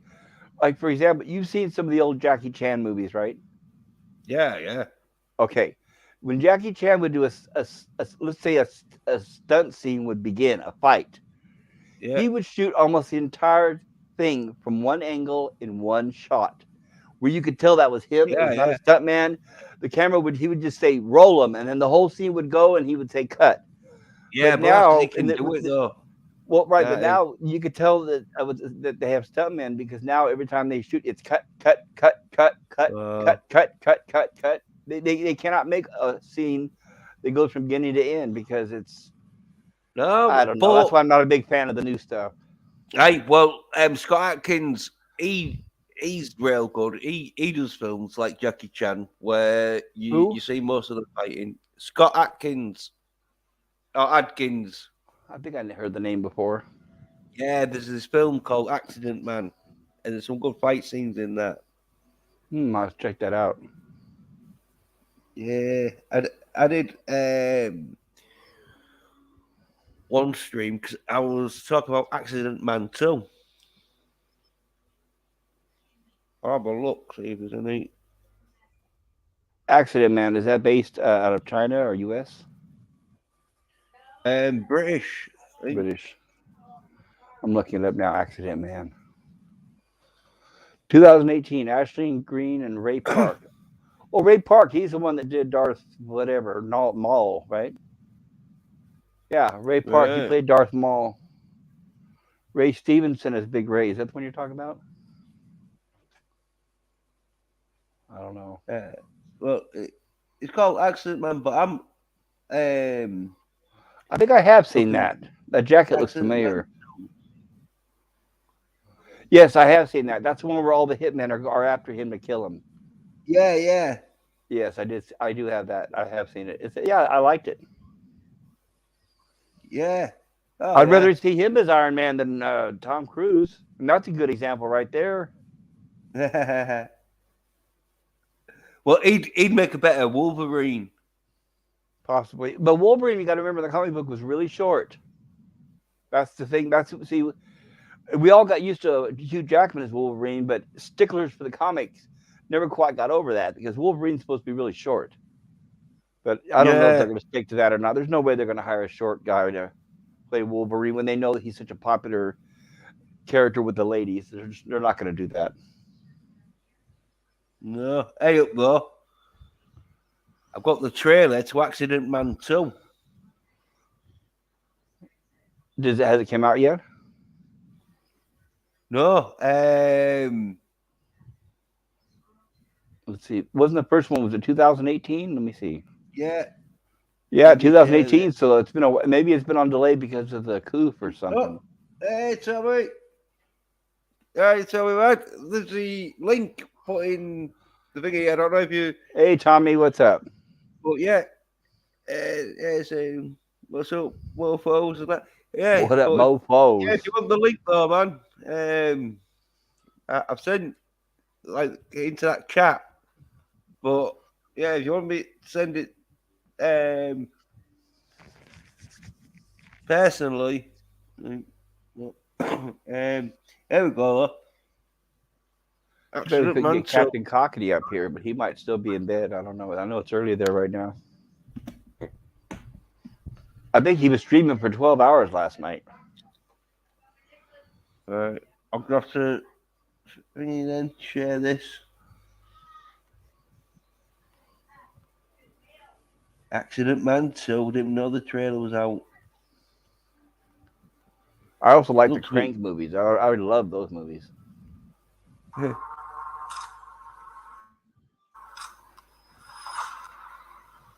Oh yeah, this is a bit I'd seen. Yeah, it's not a trailer. It's just like back sort of stage shoots and that. Yeah, it's looking good though. I'd be willing to check that out. You know, another good one. Did you like the Raid movies? Those were good too. Ah, fuck. Stop that. Boy, fucking. Content very. Have you seen the Raid movies Yeah, from yeah, North Korea? No, are they from North Korea? yeah. Good films, then. Um, Indonesia. They're from Indonesia. That's right. but you got no desire to talk about Marvel. No, we're talking Hail, about Tommy! Action You're Man speaking to 2. the choir. Uh, and he hates Thank Disney. you, Tommy. Sorry, Jens, but Yeah, man. there's another person who feels just like me on here. Well, you can feel what you like. I'm not bothered. It's not like I'm getting paid by Disney. It's just that I like Shang-Chi. That's all. Tommy, did you see Shang-Chi? And if you did, what did you think of it? Oh, it's a good film. You even said yourself you liked it. Obviously, not that much, but you said you watched it all the way to the end, and you I thought said there I was liked some of the action, some of the fighting scenes. Is what I yeah. said. Well, you liked it, didn't you? Yeah, you know what I mean. The movie in general, let's see, on a scale of 1 to 10, I'd give it maybe a 3 or 4 at the most. Yeah, well, because you're pissed off what they did to his dad, even though his dad was fucking badass in it. Not compared to the comic books. And you don't hand your balls to your enemy and she hands them back 2 or 3 times in the movie. No, I'm afraid not. No. Just Never. a never. Disney gets no dimes from me. Tommy, I totally agree. I happened to stumble across my copy while I was sailing. Let's just put it that way. Well, come on, Tommy, and tell us how much you love Disney. Or Yeah, how tell much us how you much you really love it. yeah, You know, you're just being coy. You're just beating around the bush. yeah. He puts that in the chat, doesn't he? But He's probably got Disney posters all over his yeah, he's wall. got his fucking Here Because Bananas films. So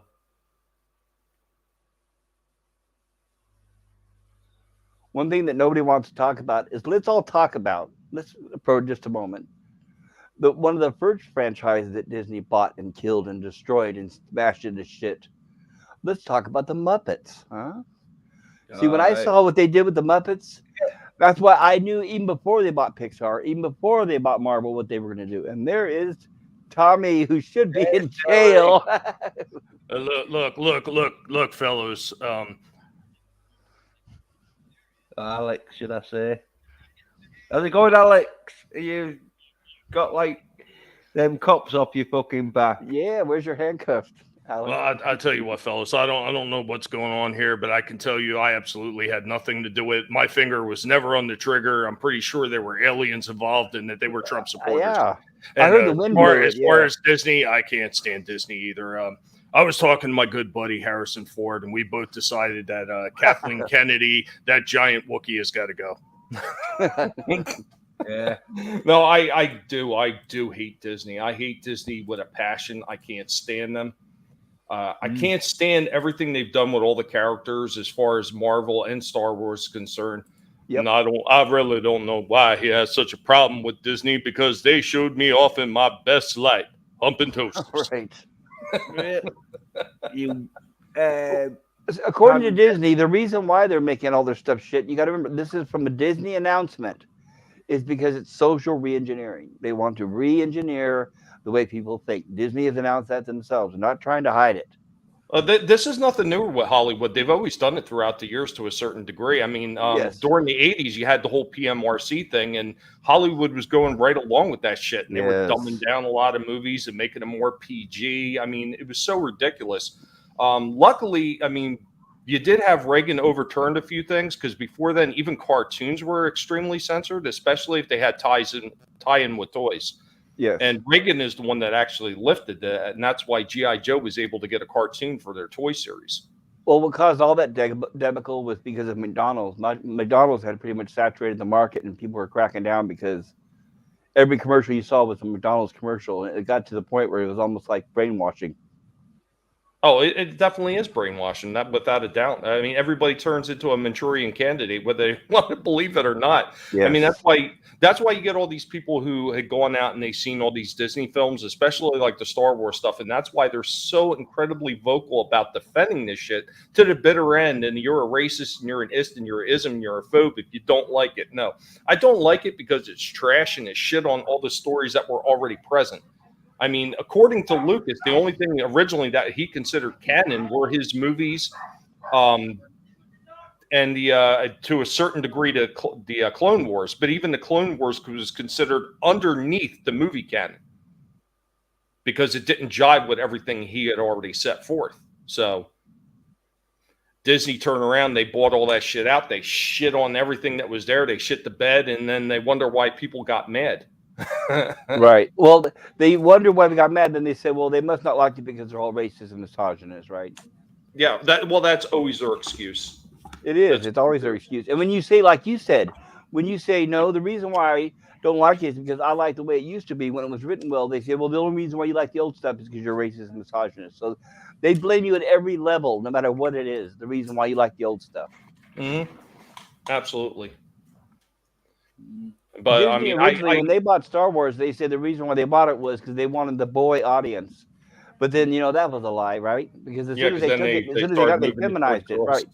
Well, do you remember that one? What was the one that they did? They were trying to do a short remake of the original series, like New Hope. They were trying to do it in a animated format. Did you catch that at all? No, but I don't. Oh, they made. I'm sure they probably did. Yeah, they made Leia like completely domineering over Luke, like talking down to him like he was a little piece of shit, and it was he was a bumbling buffoon. Like it was so ridiculous what they were trying to do. That got shit on so quickly that they just pulled it, and they're like, "Yeah, that's not going to work." Yeah, I wonder why. Right, and then they won't. They go and do the same thing with He-Man, right?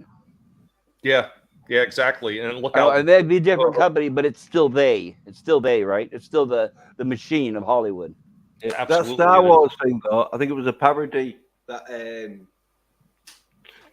Space Robot Chicken did on the Princess Leia. No, I remember what he's talking about. Yeah, there was a cartoon because I remember, like, I watched Doomcock, and I remember him covering that when they had that cartoon where Leia was supposed to be empowering, and it was yanked.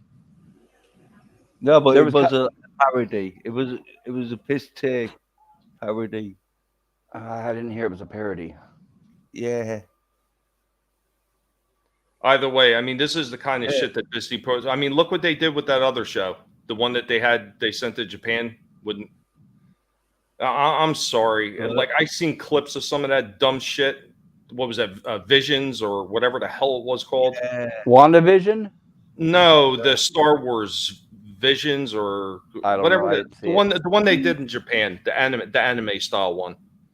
They had the guy with the umbrella saber, and they had somebody pulling a lightsaber out of a scabbard. And that's right. Yeah, they were talking about that a couple months ago. Yeah, I remember they were talking about it, but I didn't see it. The thing that drove me nuts is there were some people sitting there who decried against Last Jedi and the Rise of Skywalker, saying how much it was shit, and saying how much they hated the Mary Poppins scene and all this other shit. Yet they turn around, a lot of them were saying, "Oh, this looks really good. This looks really good." Did you not even watch the trailer? They're fighting in space on top of a freaking Star Destroyer. This is the same shit you were complaining about in the fucking movies, and here you are cheering it on. Exactly, and Doomcock was one of them. And they just like they cheered on the new Ghostbusters, and they're cheering on the new Boba Fett. That's what I was telling Jens earlier. They're so desperate, they're getting where they'll take anything now. Well, I think Eddie Murphy summed it up really well, and I think that was Raw that he did it. He was talking about somebody who was starving, and you give him a Ritz cracker. He's like, "God damn, that was the best cracker I ever ate. Was that saltine?" That's how people are right now in entertainment. They want it so bad that anything is going to be good at this point. Right, and I'm like the person that's like, "No, thanks, I don't care. I'm never that starving." Right. Yeah, Edinburgh fucking. Yeah, that's the show, and it wasn't a parody. They were being serious about it. Yeah, so just so dumb. I remember they were talking about it. They said it was like Star Wars anime style, and I'm not a fan of anime, so I didn't watch it.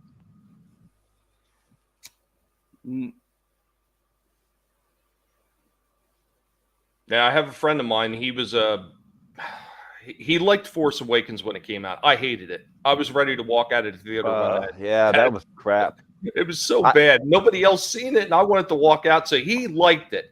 But when the Last Jedi came out, and then Rise of Skywalker, initially he kept talking about how much he hated them, and then he said, "Oh, I watched them a bunch more times. I'm kind of getting used to them. They're not as bad after watching them multiple times." This right? Yeah. Programmed to like them by watching them over and over again is what you're doing. Right. Somebody desensitizing yourself.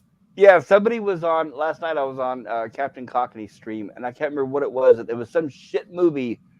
Somebody on there said, "Yeah, I watched. I think it was a bad movie, but by the third time I saw it, I finally realized it was a bad movie." I'm thinking, if you have to watch something 3 times, jeez. No, I know within the first 5 minutes of the first viewing if it's going to be a bad movie. Like the Eternals, I'm not going to sit through that one time, let alone 3 times to decide that it's a bad movie. Well, I got into a huge argument with my friend over this, and he told me, he says, "Well, how can you say The Last Jedi is no good or The Rise of Skywalker is no good if you haven't watched it?" And I said, "Dude, I don't have to watch it to know it's a bad movie. Well, whose job is it to make me want to watch this film? It's a company putting it out. So that means they've got to put out something good in the trailer. They've got to put a good synopsis of the freaking movie out, something that makes me want to watch it. And they did none of that. Everything they put out said to me trash. Now, I don't have to watch it to know that Correct. it's trash. Right. It's like, here's what I would say. If I was having that discussion with your friend, I'd say, okay, using that logic, if I hand you a dog turd, tell me, are you going to have to chew it and swallow it before you realize that it's shit? Well, I gave him that example, and he said, "Oh, that's not even close to it." I said, "Yes, it is." I Yes, said, it is. You're just being a shill right now for me." He said, "I don't shill for me." I said, "You're doing it right now because you're telling me Yes. I need to watch it to make up my mind. I don't need to." Right. Like last week, I was talking to people who were fans of Star Trek Enterprise series, which I was not. And they were saying, I was saying it sucked because I watched the first episode or two and I tuned out. And they said, no. By the third or fourth season, it starts getting good. And I said, who the hell was that dumb to sit there and watch 2 or 3 seasons of a show saying, well, it's going to get better. It's going to get better. I mean, come on. Who's that dumb? No, see, I'm the complete opposite way. I actually like Enterprise, but I like it for the first couple seasons. And by the time it gets Wow. into the last couple seasons, that's when I started like not liking it as much. Interesting, I yeah. think part of the reason I liked it is because they did a lot of like tie-ins that they didn't necessarily need to do, but I thought it was kind of interesting. Like they had the first episode actually starts to deal with the one Klingon that came to the planet, and they're wondering, everybody wonders, well, why did the Klingons look like they're already looking like they did in Next Generation? So they tie that in initially, and you're not thinking nothing of it because you go Next Generation, they look the same. But later on down the road, and I want to say it was like season 2, they actually explain why they wind up like that. So the same people that Khan came from, the engineered humans, the metahumans that Khan and all his people were, they found a ship containing those metahumans, and then they were captured by the Klingon Empire, who wound up extracting blood and doing experiments to try to bolster the strength of the Klingons. What it wound up doing is it wound up taking all those Klingons that got those shots and got the experiment done. It took away all their ridges and made them look more human. So I thought that was a nice tie-in to the original OT Star Trek. You didn't need it, but I thought it was interesting to put that in there, explain why the Klingons look so different in the first series with Kirk. Well, don't forget now that new look of the Klingons was not introduced in TNG. It was introduced in the motion picture. Right. So that put it clear in the timeline of the TOS. Well, technically it was after, because wasn't he already? He was technically already an admiral. Initially. Well, he was already an admiral, but I meant in the timeline of the original cast, Right. Crew, right? Because we all know the only reason why they changed it was they could afford better makeup, right? Oh yeah. I mean, we all know that, but I'm saying like I thought that was a nice little.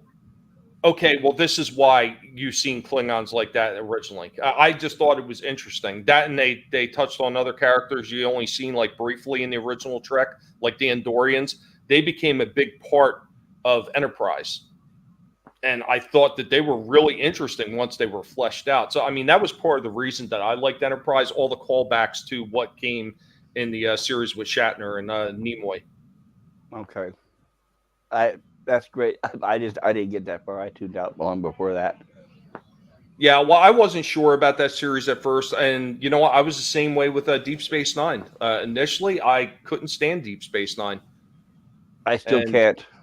Well, I went back and tried it again later on, like much later on. Like this was probably only about, I don't know, 6 years ago. I decided to try to watch it again. And I had to pretty much soldier through the first like 4 or 5 episodes because it just was so boring to me. But after that, it starts picking up, like it starts building. So it's a very slow burn to that series. But once they get going, it gets really interesting.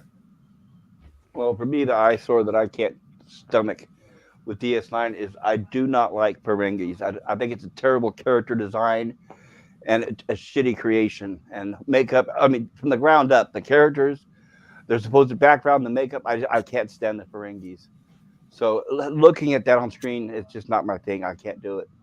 I still remember when they were in the first episode of The Next Generation, when they were introduced and they had the whips. And they were like Jerry Lewis in space. And it's like, no, I don't like that character. It's too bad they could. I don't know, but a lot of people like the Ferengis, so I know it's a matter of taste. No, I mean, I didn't think they were the best characters, but there were some of them I thought were funny. Like the bartender in DS9, I thought was hilarious. He was the only one that I, really tolerated at first of the Klingon. I mean the Ferengi, because he was just so funny. Him and his I think it was his brother and Comic his son. relief. Yeah, that's what they were, and they were entertaining then. What did you think about the CGI on the shapeshifter? I thought it was okay. I didn't think it was great. It was just was what it was. I mean, I realized that they didn't have the really good CGI back then anyway. So They did. They were just being cheap. They used Morph 2.0, which was off the shelf software anybody could buy and have on a computer. I had the program at the time. In fact, I was teaching it in school to students. So I thought that the CGI looked very, very cheap. It took me out of it. And in fact, just the same with Next Generation. Whenever they showed special effects, I can tell by looking that the effects were done on video, and it cheapens it for me. But that's a matter of opinion. Like I said, some people like that. But I remember when I first. Then again, I was just going to say real quick, you got to remember too, that a lot of those TV shows, they didn't have the big budgets that some of the TV shows have now too. So. No, but they did have some. That's another debate that I've gotten into with other people. Is I think the makeup in Star Trek lacked vision and originality.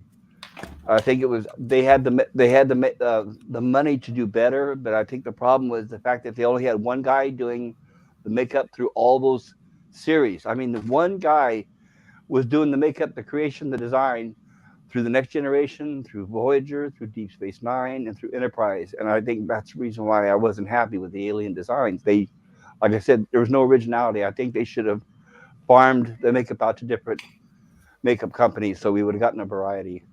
Because in my opinion, they all look the same. It's like that. Like they would bring for example, they would bring an actor in front of a makeup guy and say, "Okay, we need a new alien." He'd say, "Okay, slap some latex, put a few tattoos on him. Then voila, there we go, a new alien." And I couldn't stomach it. I got really tired of that really fast. It was Michael Westmore. That's his name. The same guy that. Seriously, they should never stick with one person for everything. Well, they're not as hungry, so they're not willing to prove themselves. I mean, that was one of the things that like some of the early horror did right. Like the guy that they wound up pulling in for the Friday the 13th series. The reason that some of the effects look so different is because you had a guy that was fairly new to the business. Yeah, he was fairly new to the business. He had only done a few movies here and there, and he was hungry to do more. And yeah, they brought him in, and he did special effects that a lot of movies weren't doing at the time. Right. He was the reason why he was so good is because he used to be a medic in the Vietnam War, and so he had seen bodies that had been destroyed. That's the reason why he was so good. I'm a big fan of Tom Savini. That was a good idea. That Friday the 13th, it was a smart move on their account of doing that. That's a perfect example of I think what Star Trek should have done.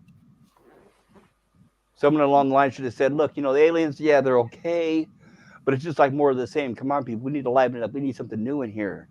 Instead of just hiring the same guy every single time. Oh, we need a new alien? Call Michael. Oh, we need a new alien? Call Michael. No. That's me. Like I said, some people like those aliens, but not for me. Especially when we got to the points when they were introducing like the Cardassians and all that. I was like, oh, God, just more of the same people. Yeah, I thought the Cardassians could have been done a lot better. They just look so cookie cutter. Well, they got to where they were all that. I don't know. They're either latex or tattoos or a combination of both. But then, hey, you know what? Miles, in my opinion, miles ahead of the makeup in the new Star Trek. The stuff in the new Star Trek is far worse. Now they have actually one whole entire solid mask face where they can't even articulate the eyes or the mouth anymore.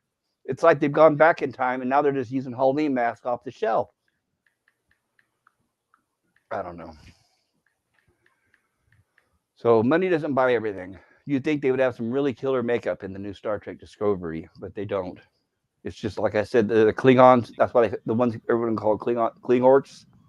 It's just a one solid latex mask that they're like they're muffled because the mouth doesn't articulate and move. We had good makeup with articulating facials emotion back to the days of Freddy Krueger. I mean, what made him look so good was because they used separate appliances they put on Robert Englund's face. So no matter what he was doing, you could see his emotions through it. Anger, laughter, all that. You can see his mouth moving, all of it. But now they went back to the old days where it was just they put a mask on the actor and he's muffled back there going,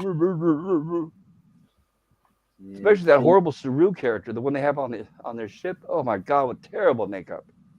And the rubber hands, the rubber gloves that he's wearing, they show him when he bends his fingers, you can see the rubber crinkling and increasing, and it's terrible. I don't know, but I'm not going to question the new Star Trek. It sneaks in and out all around. But they don't have no pride in the work, do they? Well, no originality, no pride, no ingenuity. All it takes is one person, just one person on the production staff to say, look, can't we try something new? Can't we just introduce some aliens that nobody has ever seen before? Yeah, to get instead of, well, let's call the same guy again and tell him to pop out another alien. Oh, and make sure it sounds like an Armenian.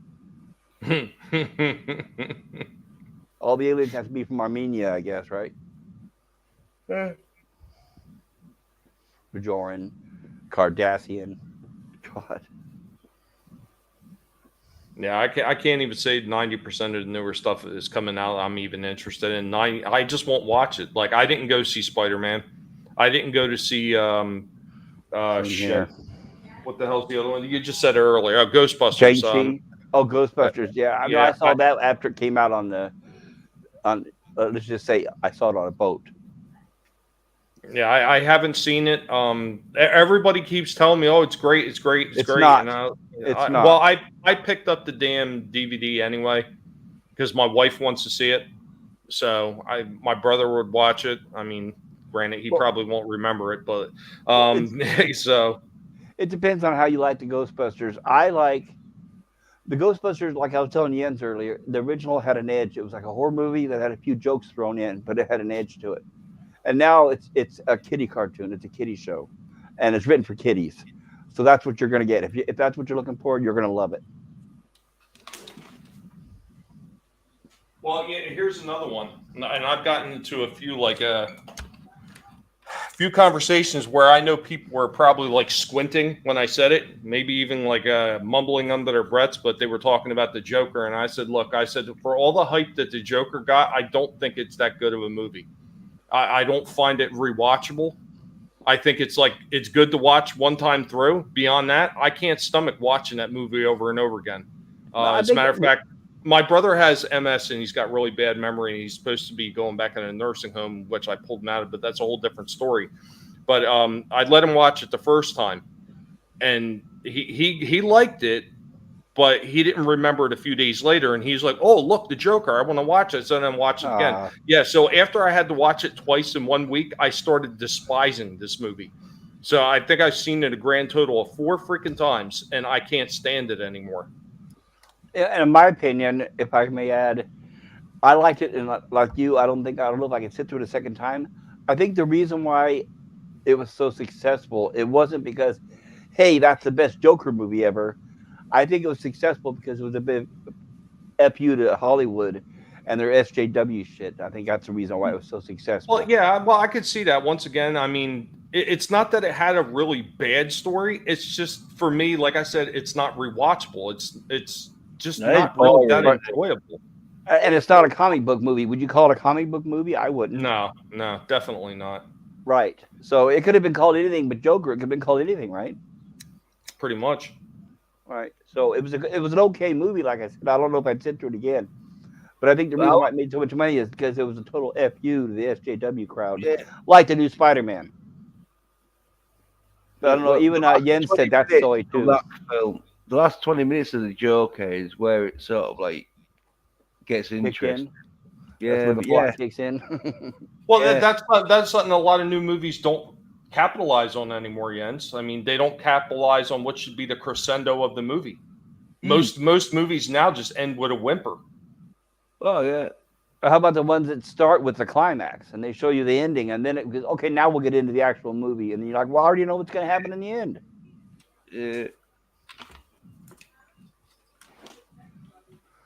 Oh well. Yeah, that's it. Yeah, because they started doing it where they'd show you what appeared to be the ending, but it was like 20 minutes from the end. Right. What's so, gentlemen, your opinions about Thor: Love and Thunder? Shite. I have no opinion because it's Disney. As Well, it's far like as I'm concerned, Disney should burn. well, and I agree, but it's funny how everyone's focusing on Doctor Strange when it's like, remember, there's other movies in the pipeline as well, right? Oh, but it's paralyzed, though, isn't it? It's the MCU. Okay. And Even like toy-nerd bitches are like, well, no, I'm not going to be bigging up Thor: Love and Thunder. No. Well, here's my biggest problem, and I know Jens has already heard me talk about this before, but my biggest problem with these people is sit there and they go out to watch these movies because they think, oh, well, I like this character, I want to go out and watch this movie, and then they get mad because it's horrible, or maybe they just sit there and they hate watch shit and they complain about it. Well, here you're complaining about it and you want them to do something about it, but here you are funding them to continue Yes. making this crap. Yes. By buying then that ticket, you're saying you like it, right? They don't know what your opinion is. All they know is you bought the ticket. Mm-hmm. Yeah. But I mean, it drives me nuts. I mean, like you're funding these same companies that are making trash, the shit on your childhood or the shit on your memories of a franchise. You're giving them money. Why? Because you say, "Oh, well, I have to because my audience wants it." Like, no, you don't have to. Because here's unfortunately the side effect to that. So even if you're reviewing it to tell people to stay away from it, here's what's going to happen. Most people are going to look at that and say, well, I guess I have to go out and see it to see if it's really that bad. And here you are, you've just generated a whole lot more sales for this company that should have gotten absolutely none because maybe you had the right idea trying to warn people to stay away from it, but it created more interest whether you realized it or not. Yes, especially in the social media sphere. If And there's any then, kind of chat, right, then Disney thinks, oh, people are talking about it, they must like it. yeah, and then there is them ones who sit on the fence where they'll be all like, "Oh, Wonder Woman 94, so shit, but it had good parts in it." And you say, "Well, was it? It rather shit. If it had good parts, was there good enough parts to make the film good? No. Well, that's another one, Jens. Remember now, they said they're going to make another one. Do you think they're going? You think Oh, that's they're going to make really 5 happen? of them. They're going to make 5 of them. Well, that's another example where I say, well, I'll believe it when I see it. Oh yeah, you'll be seeing it. Because Gal Gadot is like the Soine dream. So What? there's a lot of Soineheads that will watch shit just because Gal Gadot's in it, especially Wonder Woman. Screw her. I'll take Linda Carter any day. Yeah, but Linda Carter's past her sell-by date. They could at least had her play the mother. I think that was a big mistake. They should have had her play the mother.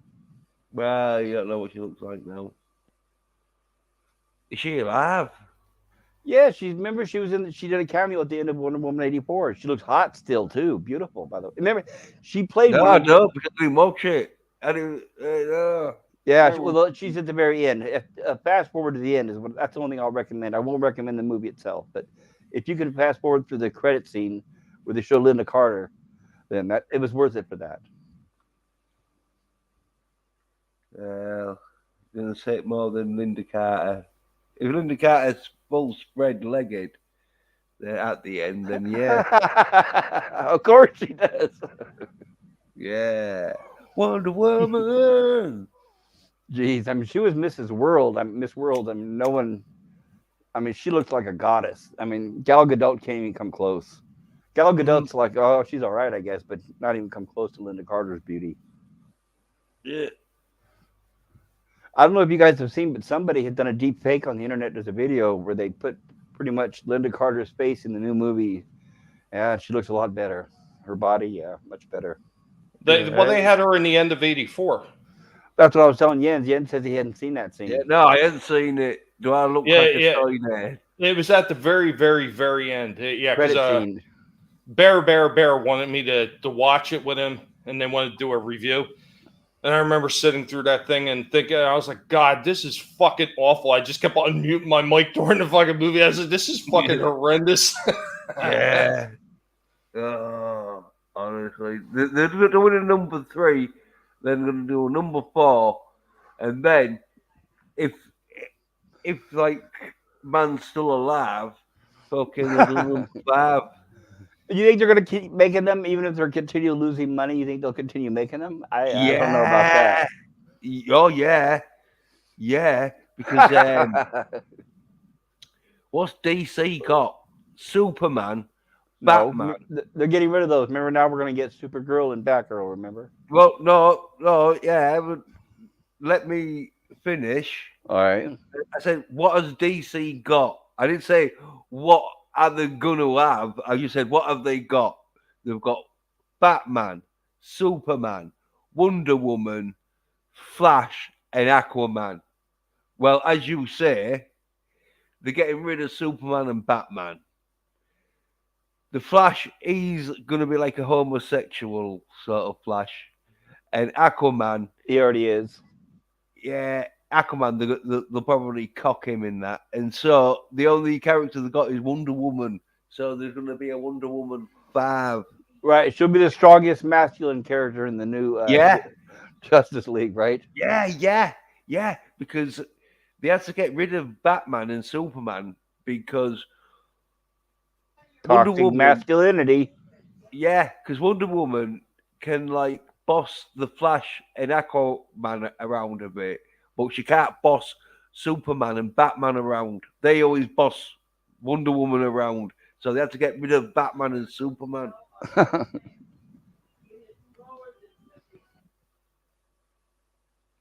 And that's why there's going to be no more Superman apart from cameo bits where he'll probably be homosexual. Well, didn't they say they were getting rid of Gal Gadot anyway? I haven't heard that, but I thought didn't they say they were going to have a black Superman? Isn't that what Zack Snyder said he was going to do, or J.J. Abrams? So somebody said that they were doing that. J.J. Abrams. Yeah, the one, but I don't think it got much of a reception, so I think they've put that on the back burner. Yeah, from the director of Rise of Skywalker. Yeah, we're all looking forward to that, aren't we?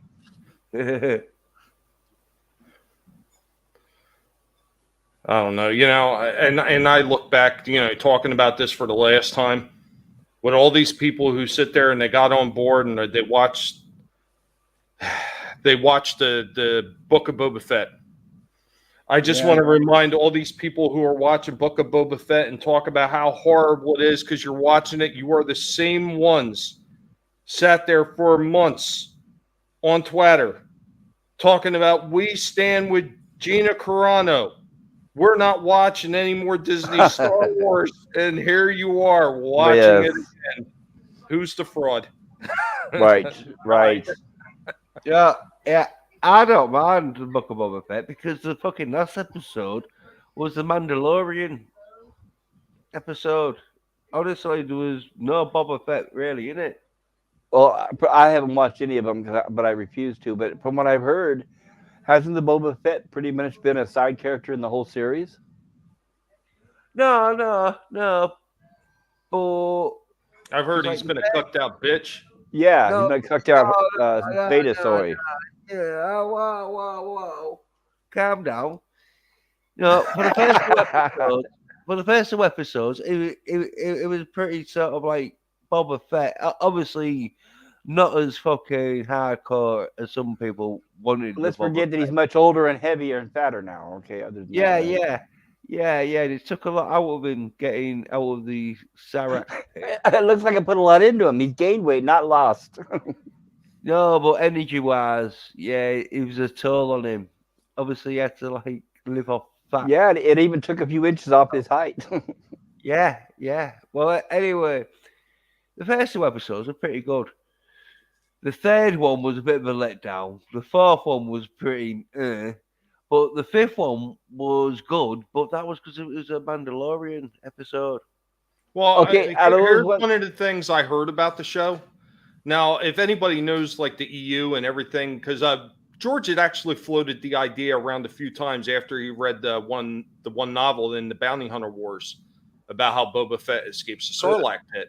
So he had actually floated that idea around whether or not Boba Fett was still alive, and he went back and forth on it a few times. So they kind of took some of that from the EU. So from what I understand, he escapes the Sarlacc, and he praises his armor as being the reason he was able to survive.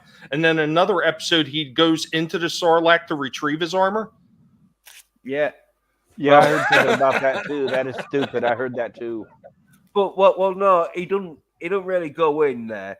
What happens is, and you see this in the first 5 minutes of the first episode, is his armor gets stolen off him from them Jawas.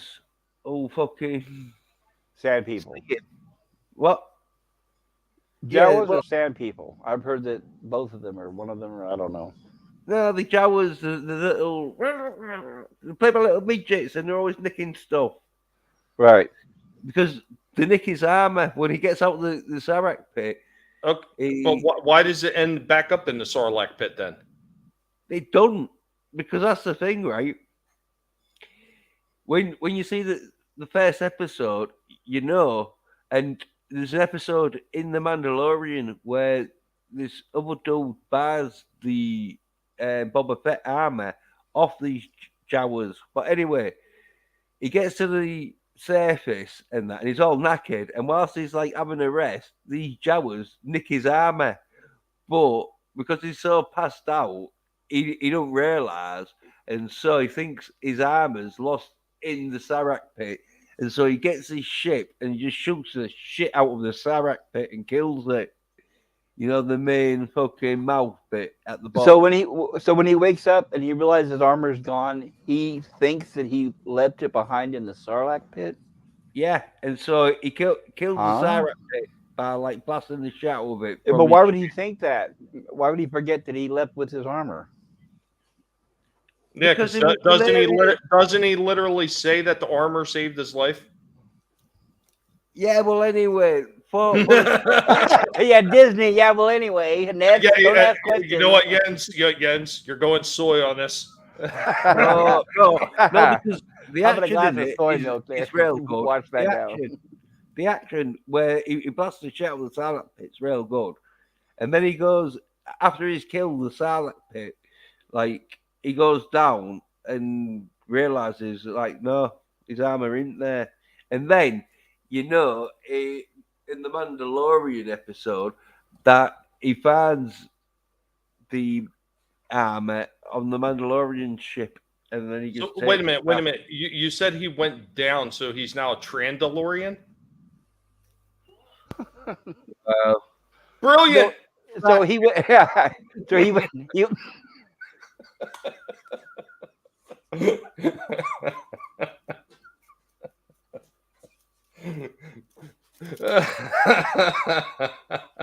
I'm sorry, I couldn't. Sorry, I had to mute. I was laughing. Sorry. Go ahead. So let me get this right. He goes down in the Sarlacc pit, and then he goes, "Wait a minute, what am I doing here? I didn't leave it here." And then he leaves the Sarlacc pit. Is that correct? No, he goes down in the Sarlacc pit in his spaceship. You know, his fucking Slave One. Okay. He uses that to like go halfway down, and then the Sarlacc pit starts to like grab the ship. Right, but so why did he go down? Was he going down to destroy the Sarlacc, or was he going down to look for his armor? He was going down to have a look for his armor, but then as he's looking for his armor, the Sarlacc pit tries to just grab the slave ship, and then so he just shoots the shit out of the Sarlacc pit. And then once he shot the shit out of it, that's when he sort of like gets out of his ship and has a look around. I'm gonna watch Return of the Jedi again, but I don't remember the Sarlacc pit being that big where that slave ship could have flown down inside the mouth of it. Well, it don't really fly down it. It sort of like leans over it. Anyway, just watch the fucking leans over it and takes a peek. Well, from the extended universe books and everything that George approved, they basically said that the Sarlacc is kind of similar to that big giant space slug Han had flown the Millennium Falcon into. They said it's supposed to be something very similar to that. Well, Right on the asteroid. you see it, and you know Little Shop of Horrors? Yes. Yeah, it's just like a little shop of horrors, but obviously not so little. And without the catchy tunes. Yeah. Yeah, it's not as soulful fucking singer as. By the way, I recommend you guys see the director's ending of Little Shop of Horrors where everyone dies. Oh yeah. It's much better than the theatrical version. Yeah, Frank Oz, the director, finally released the new version with the original extra. It's like the original ending's like an additional 15 minutes. It's really, really good. Yeah, the extra song won't they apparently? Yes, it's completely different. Yes, they don't just electrocute the plant and it blows up. There was a big finale to it. I'll put it that way. What's fucking going on? Get your phones ringing. Yeah, well, yeah, some notification. Probably some soy nerd from Disney calling you to let you know about the next Boba Fett episode. Hey, well, since you haven't seen it, you can't really talk about it. It's pretty fucking good. Oh, was the best part of it were the people on the scooters? The soy team on the scooters? I mean, I heard that was really well. Yeah, that was real soy. That was soy. Well, yeah, but you just told us that the episodes were good. So which one of those are you saying was good? Well, it still had the soy riders on the bike. Three of the 5 episodes have been good. So, well, what number episode was the soy riders? 3. Okay. Oh, I'm glad I don't watch that stuff. I got enough stress in my life. I'll watch Cobra Kai. I'll stick to the good stuff where I'm not being talked down to or demeaned or told that I'm, this or that. Oh yeah, Cobra Kai. I actually I got a show on Thursday with Vinny Art, and I'm actually going to be talking about the toys that came out for Teenage Mutant Ninja Turtles versus Cobra Kai. I picked up one of them, and I'm going to do a review on Collectible Pass on Thursday. They have toys for Cobra Kai out? Yeah. It's TMNT versus Cobra Kai. That's interesting. TMNT versus? Okay. So like Alien versus Predator. I know what you're talking about, Jens. No, not the regular doll figures that they had out. I'm talking about TMNT versus Cobra Kai. So the one I have is Donatello versus Johnny Lawrence. Okay, that's interesting. Yeah, but it's Johnny Lawrence from Karate Kid, as in it's a young Johnny Lawrence. No, it's Cobra Kai. Oh, the old one. Old Cobra Kai. The old Johnny Lawrence? Yeah. Old Johnny Lawrence. Yeah, right. And I think what are the other ones? I looked at another one. I was thinking about picking it up, but I just didn't. It was Daniel LaRusso against Michelangelo. Then they have John Kreese against Raphael, and I think it's Miguel Torres against Leonardo. I think that's how it goes. Right. Interesting. It was an interesting concept. Now, is this? Yeah. I'm trying to put the link together. So, I take it that TMNT is owned by Sony. Is that correct? Oh, I'm not sure. I mean, I know Play School still owns the toy rights. As far as movie rights, I'm not 100% certain. Okay, because I know Cobra Kai is Sony. I'm just wondering how the licensing wise, how they usually when you see a matchup like that, they're owned by the same company. But I don't know. I'm not really knowledgeable about the TMNT franchise. Yeah, as far as the toys are still owned by Playmates and have been since the beginning. You mean exclusive rights, you mean, right? Yeah. Okay. I mean, even when Nickelodeon had pretty much bought all the cartoons and everything, because they owned all the cartoon stuff like for the longest time. And I don't know if Nickelodeon owns the rights to the movies, but Nickelodeon bought everything out that has to do with the cartoons. So even when they license off toys, it still goes through Playmates. Now, I may be wrong, but isn't Nickelodeon owned by Disney? I don't know because Nickelodeon had deals with a bunch of different companies, and I thought they had a deal with Netflix as well. I know originally Nickelodeon was owned by MTV, but that was so many. Those companies, they change hands so often it's hard to tell.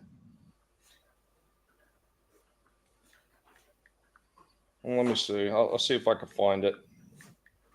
But other than Doctor Strange and Thor: Love and Thunder, aren't there other movies, Marvel movies, out on the horizon, or is that it? The only thing I remember is they said they kept going on about what should be Captain Marvel 2, but they're calling it the Marvels or something. Marvels. Yeah, the Marvels, because they realized people didn't like Captain Marvel. As Teenage Mutant Ninja Turtle things. No, Nickelodeon is owned by Viacom. CBS. Oh, there it is, Cobra Kai. Mm-hmm. Yeah, you're right. Johnny Lawrence versus Michelangelo. Yeah, it looks like Miguel. Interesting. Yeah, and that's the one I seen today, the Michelangelo and Danny LaRusso, and I really thought about picking it up, and I just decided not to at the last minute. Yeah, Jens, the picture on the right where it shows all of them together. Can you begin that? Can you enlarge it? It looks like pretty good detail on those characters. You can actually tell which one's which. Yeah, they're decent looking. Don't get me wrong. I just have a problem with some of the QC on it. There's a few there. I had a few problems with them that I didn't like. I mean, it's pretty minor because the figures themselves do look terrific, and there's a lot of posability in them. But there's just a few issues, and if you want to hear the rest of that, you're gonna have to wait till Thursday. I ain't gonna give it all away. I need to link to your. I'll sub to your channel. I'll put a link in the chat, and I'll sub to your channel. TMNT versus Cobra Kai. Fight! Yeah, and the guy I do it with, Vinny Art, he's actually a former lead designer for McFarlane Toys. So they used to make some good stuff. Well, they still do to a degree. Did that go through right? I could never tell. Yes. Okay. Well, they probably do. I've been out of touch with buying toys for a long time since they killed a lot of my favorite franchises. I haven't really been buying anything. Well, I've been looking at them, and my wife actually started it. I said, oh, well, if you're going out to the store, I said, here's some money because she was going to take my brother, with her to go out and get dinner, and then they were going to stop at the store and pick up a few things. I said, well, while you're out, you can always here's a good 100. Maybe you can pick me up a toy or something. And so she winds up picking up a few things, and one of the things she's got was McFarlane Batman Classics TV series figure of the Riddler. Oh, so wow, I'd love to see that. I was like, oh, shit. I said, well, since you got that, I'm going to have to go back and pick up at least the Joker. So now I got the Joker and the Riddler. So I'm probably going to videotape them and have them on tomorrow's show, too, as well. Well, may I ask, do they look like Frank Gorshin and Cesar Romero? They do, pretty much. I mean, obviously, you can only go so far, even with a toy. Right? But, yeah, they bear very good resemblances to them. Oh, good. Yeah, that's all I ask. I don't ask for, perfect, but at least enough where you could distinguish the actor, right? Mm-hmm. I mean, they had Batman. I've seen Robin. They have the Batcave. They had a Batmobile. They had a bunch of different stuff because they had I think they had 2 play sets, and I can't remember what the 2 are. I know one was a Batcave. Sounds pricey. If I was a kid, I'd be all over that. Yeah, I forget how much. I want to say they were $40 for the little play sets. I mean, That's not bad. Yeah, they weren't super giant like a Castle Grayskull, which I do have a Castle Grayskull, and next week on Collectible Pass, I'm going to be doing the review of that. So, how long has that been out? When was that released? That was actually released, I think, the tail end of last year. Oh, was it in conjunction with this new Masters of the Universe series coming out now? No, this is in conjunction with what's called the Origin series. So basically, they're retro style toys. So they took the old toys and they put a ton of articulation in them. Good. And maybe change some of the paint applications. But if you just looked at them on the peg without realizing, you would swear it was the old toy sitting on the shelf at first. Good. It's good they're sticking to what actually works. Yeah, I've got a slew of them already. Matter of fact, I did last week. I did when we had Liam on, Liam Gray, who's a comic book writer. He's doing he has a project going called Wonder Island, and we had him on because he's a huge Masters of the Universe fan, and we were sitting there talking. I showed off a few of the newer toys that I had from that Origins line. He was like, "Wow, those things look great," and we had this long discussion about Masters of the Universe. Yeah. Yeah, I can talk a little bit about the old E-Man. Yeah, they got like them new ones out where it's fucking wrestle figures or Z-Man figures were. Oh yeah. I mean, the first time I seen them was a little over a year ago, because when I was cleaning out my father's house, I'd seen them. But every time I took a look, the only ones I seen was Roman Reigns. That's all they had every time I looked. Yeah. All right, Tommy. I just subbed to your channel. I'll try to be there for your stream. No, I appreciate it. Yeah, it'll be interesting. It'll be quite refreshing to not listen to somebody gloating and praising over Boba Fett for a change, because that's all I've been hearing lately. And like I said, I used to be a regular follower of Doomcock, but his last few streams, I haven't been able to stomach them, because the whole thing is, they all begin with, "Hey everybody, the Mandalorian or the Boba Fett is wonderful. Don't we love this is the guy who just a few weeks ago hated Disney, right? Oh, the Boba Fett is wonderful. What's wonderful? It's great. Let's all tell everybody. Tell us why you like Boba Fett."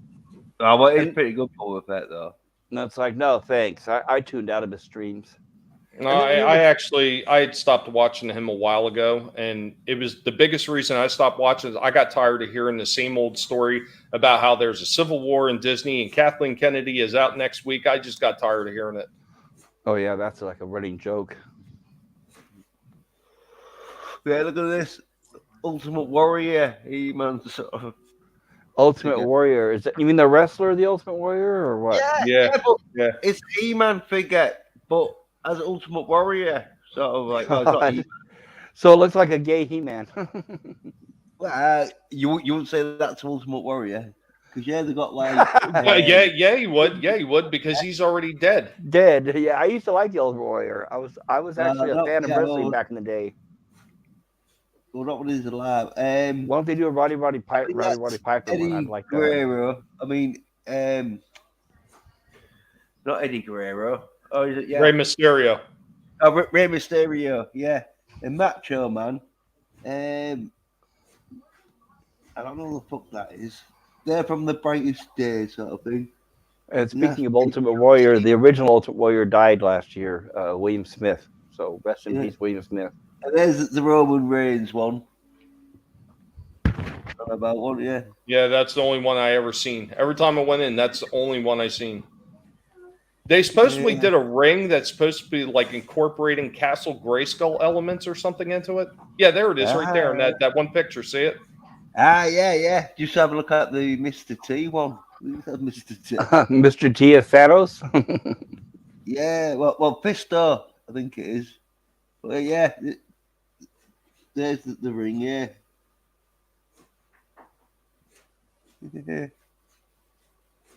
Yeah, some crazy shit there.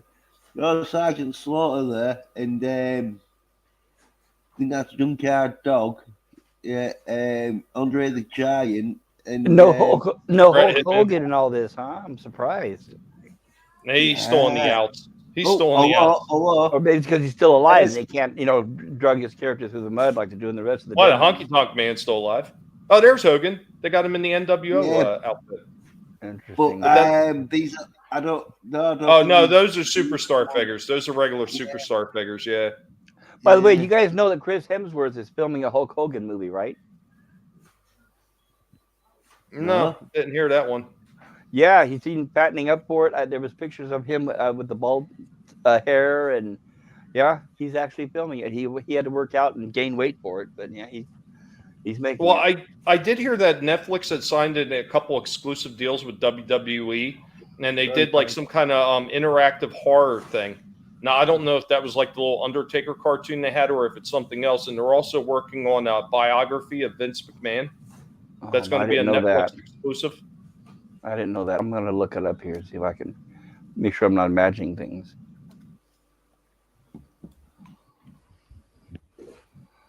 Da, da, da, da. There we go. Chris Hemsworth.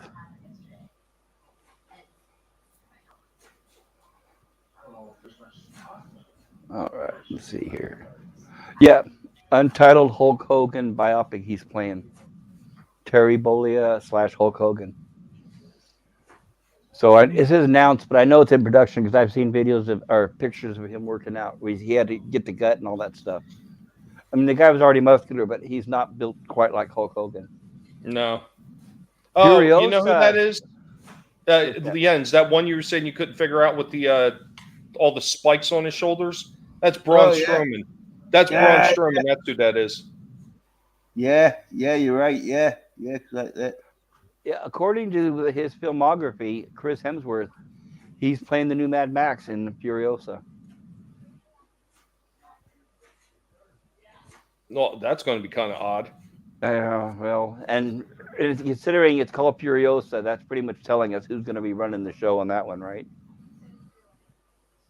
Nah, that's just something else I can easily avoid.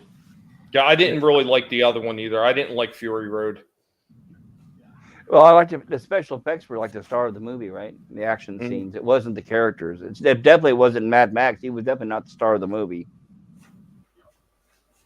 It was like Mad Max was just along for the ride.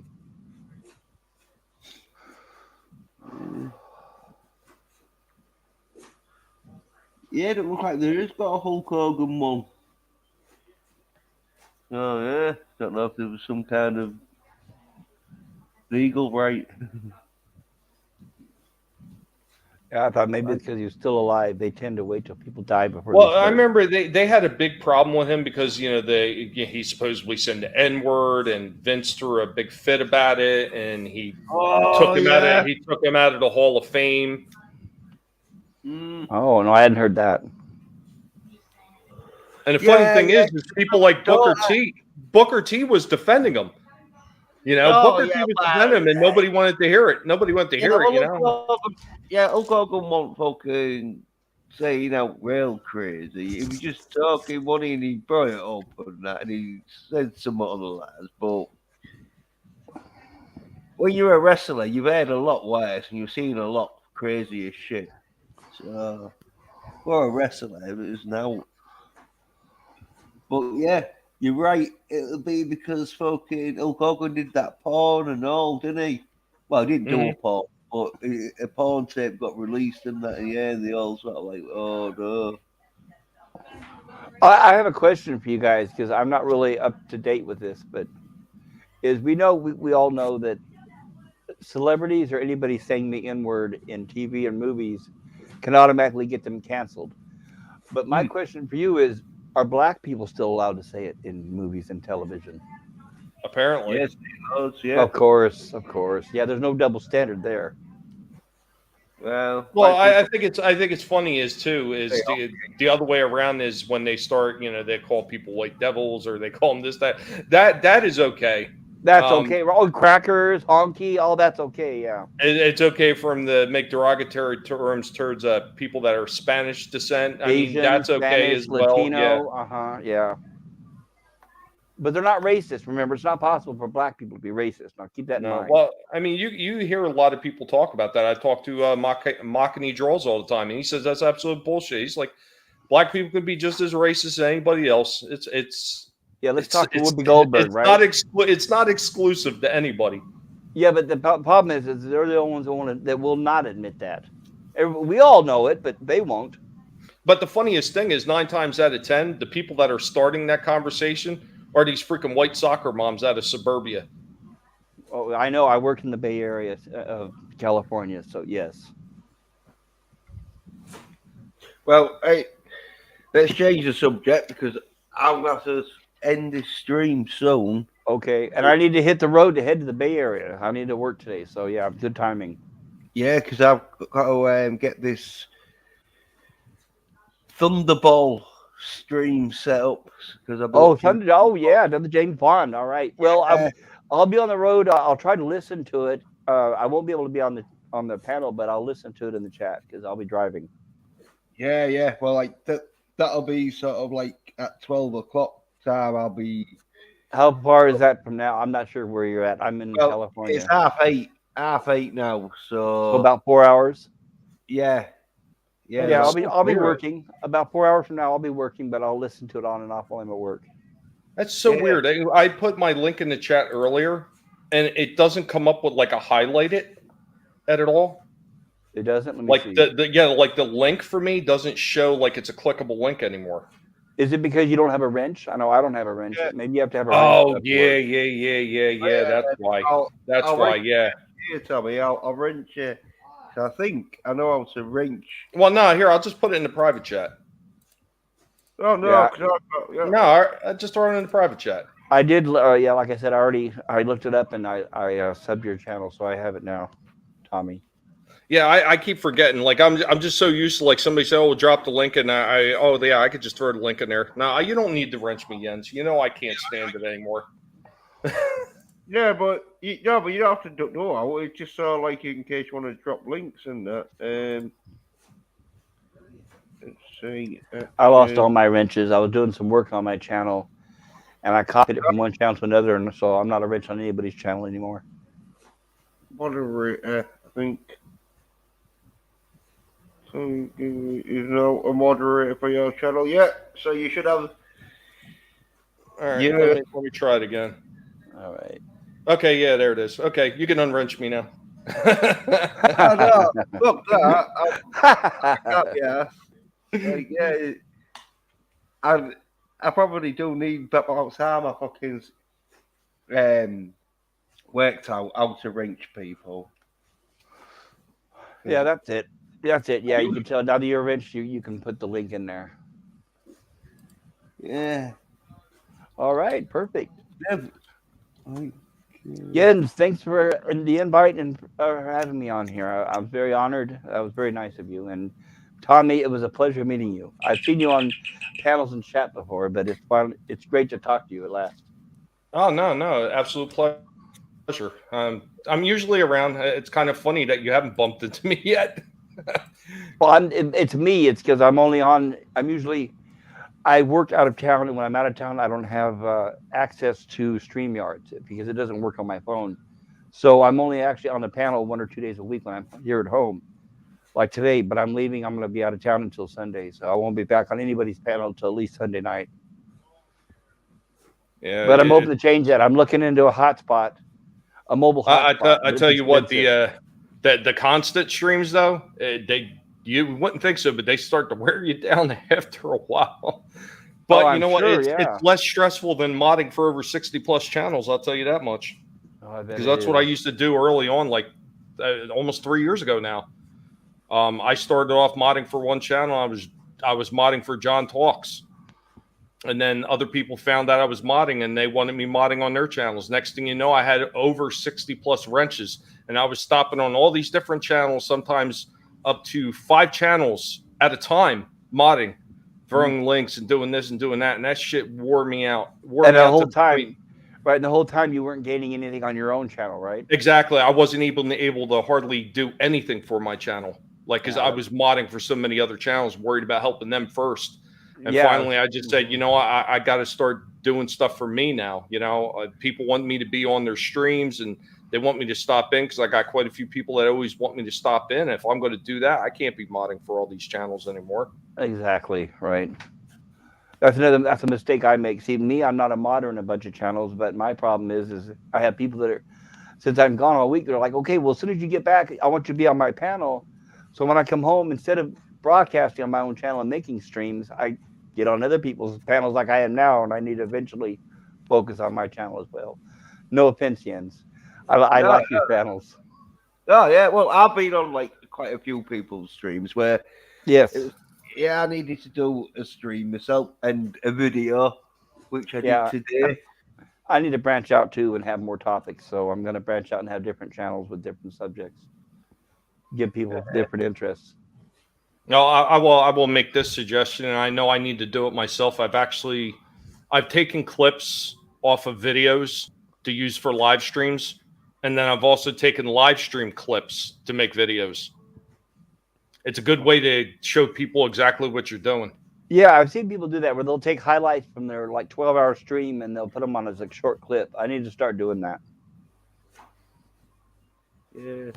My streams usually end up all over the place. I could maybe start off with a certain subject, but then it gets changed pretty quick and it's all over the place. So, and like we were talking, I don't talk about the popular subjects. I don't talk about Boba Fett and Marvel or Star Trek anymore. So unfortunately, that's what a lot of people are looking for. So, well, I don't know. I mean, I do okay. I mean, Jens is on every Monday when I do my retro stream.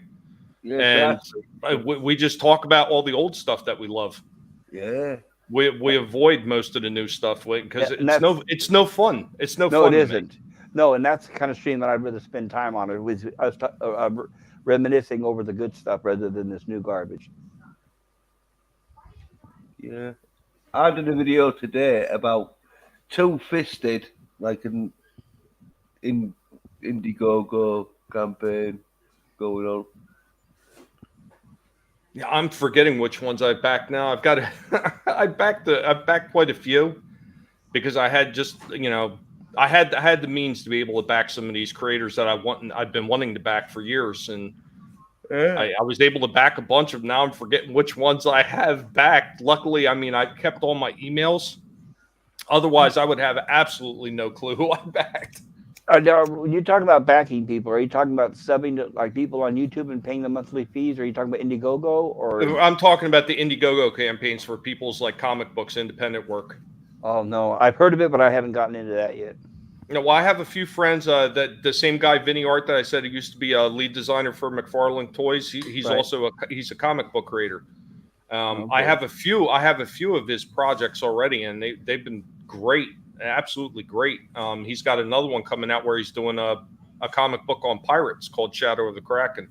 I've already backed that twice, once for me, once for my brother. I don't know. And then he put out a little standee for it, like a special standee. So I backed that too. Then we have another friend of ours, Chris Fisk. He did something called Infinitale. Mm-hmm. Infinitale Chronicles. It's basically like kind of like that fantasy element, like elves and satires and stuff like that. I backed that, and I got his book. His book was great. Then we have our buddy Red Gaze. He did one that's like a sci-fi fantasy of his own design called Sunsworn. He has one comic and he has one novel, so I got both.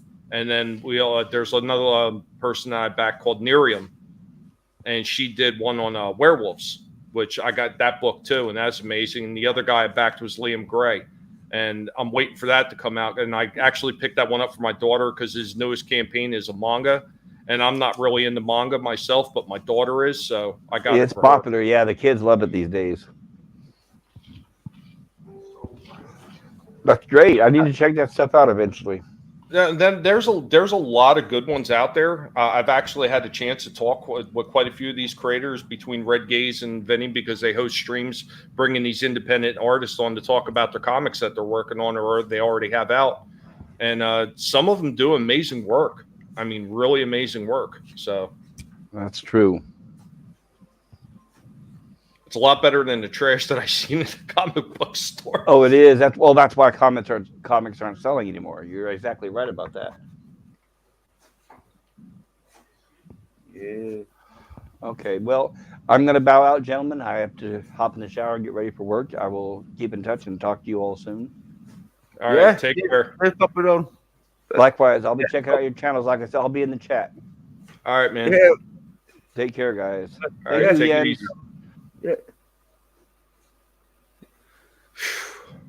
Yeah, I've been every once in a while. Man, did he move the curtain again?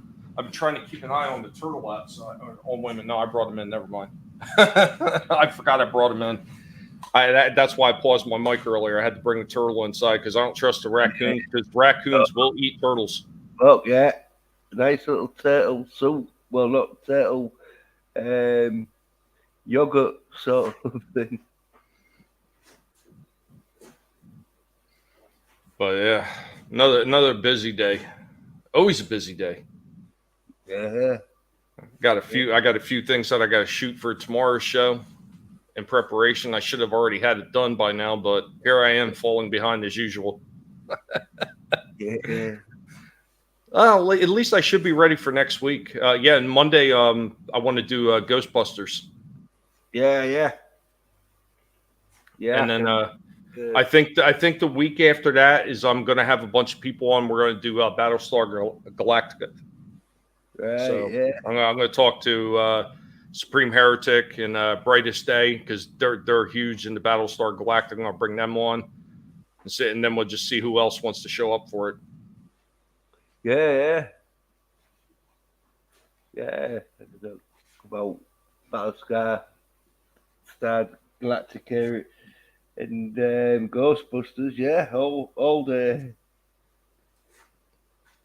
Cause love them older franchises. Love them, but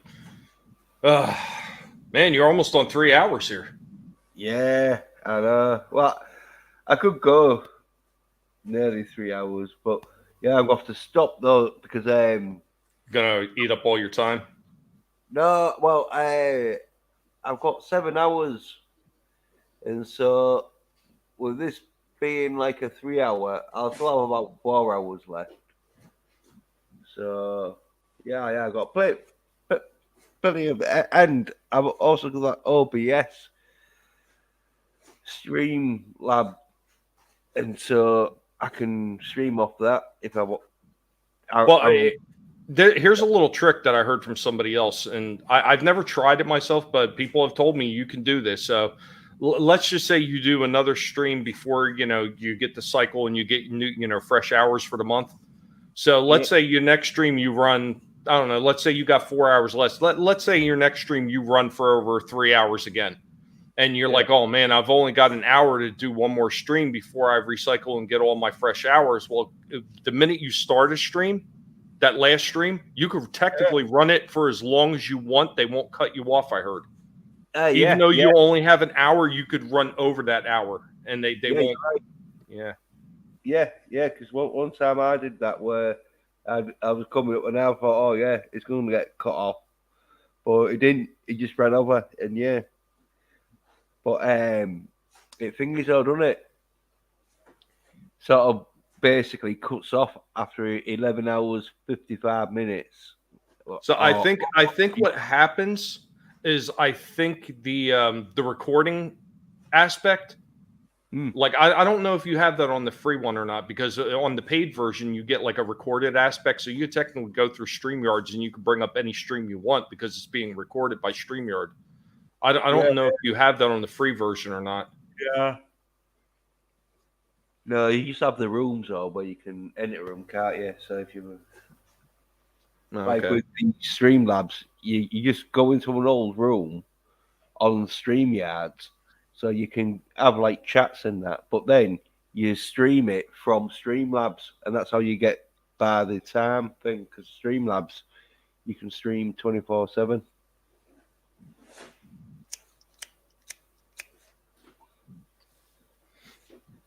Yeah, I gave up on trying to figure out how many hours I was using with mine once I paid for it. I was like, who cares?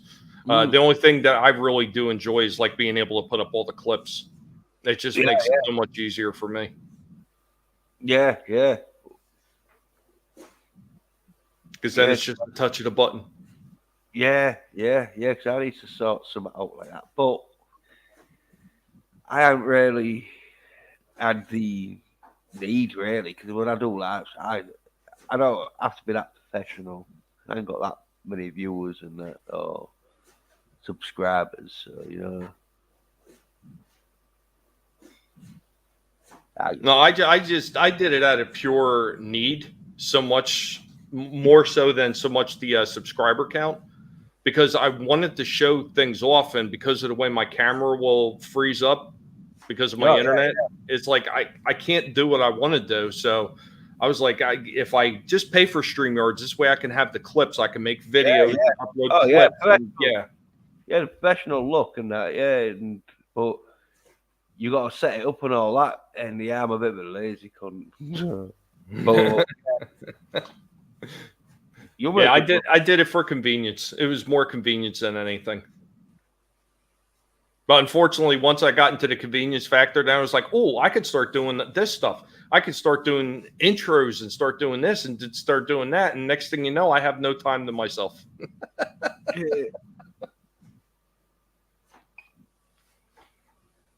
Yeah, I was thinking of trying to do myself an intro and that, but yeah, so until you get a bit more subscribers and a bit more sort of traction, like, I'll leave it. It's not necessary. I'll tell you what, if I have spare time, let me see if I could throw something together for you. Oh, no, well, you're right.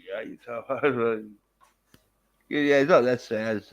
Like, is that I'm not one of them YouTubers that like, even if I had a real good intro, it's still not gonna get me that many subscribers because it's still me talking shit, calling soy nerd bitches out and all that. Like, That's okay. Why can't you look good while doing it?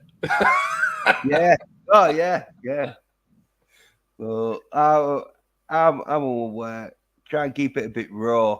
Keep it like where less thrill thing trimming sort of thing because yeah, it's just get into the fucking soy nerd fucking sagging off. See, now I'm gonna have to find time and put one together for you just to wow you. Yeah. Yeah. Soy nerd bitch. Oh, don't show because that's a bit embarrassing. Where I'm sagging the shit out of fucking babyface, fucking heels based babyface.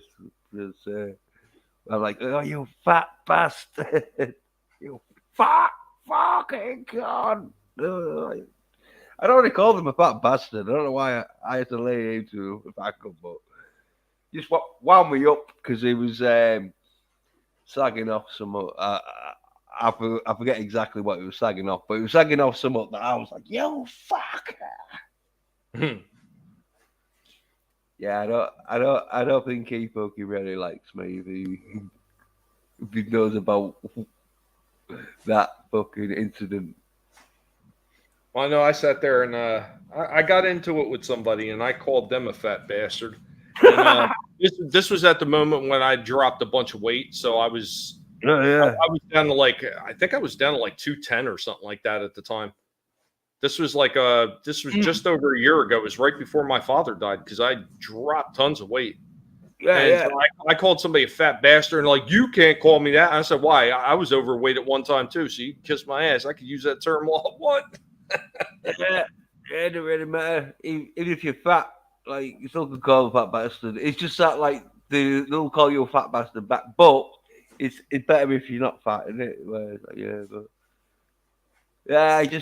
Just me though, because fucking thing that winds me up with that fucking baby face fucking versus heels is soy as fuck, and he gives British people a bad soy fucking reputation. Everyone thinks probably that British people will go around fucking laughing like a little bitch whilst watching Wonder Vision. No, we don't. I don't. He does, but that's why I just fucking ripped into him. I was like, But next day, I was like, oh no, you didn't need to rip into him that bad. Are you sure? Yeah. Oh yeah, defo. Because even at the time when I'm ripping into him, I'm thinking, oh, this is too much. But you know when you just on a rant and calling him a fat cunt about 3 or 4 times just seemed at the time to be quite reasonable. But I know it won't but you try and convince yourself. Well, yeah, it'd be all right. Well, no, it's at that point you're already committed. Yeah, yeah, true. Yeah, it's only our fault. Yeah, fuck it. I've already called him so many fat cons. Well, another few ain't going to really matter.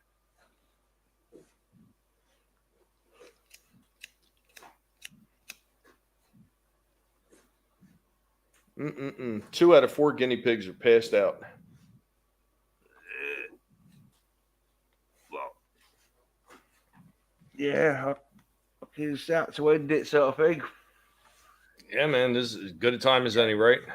Yeah, because we're coming to the 3 hour mark, and as I say, I've got like an hour to get sort of the Thunderball James Bond film set up and that.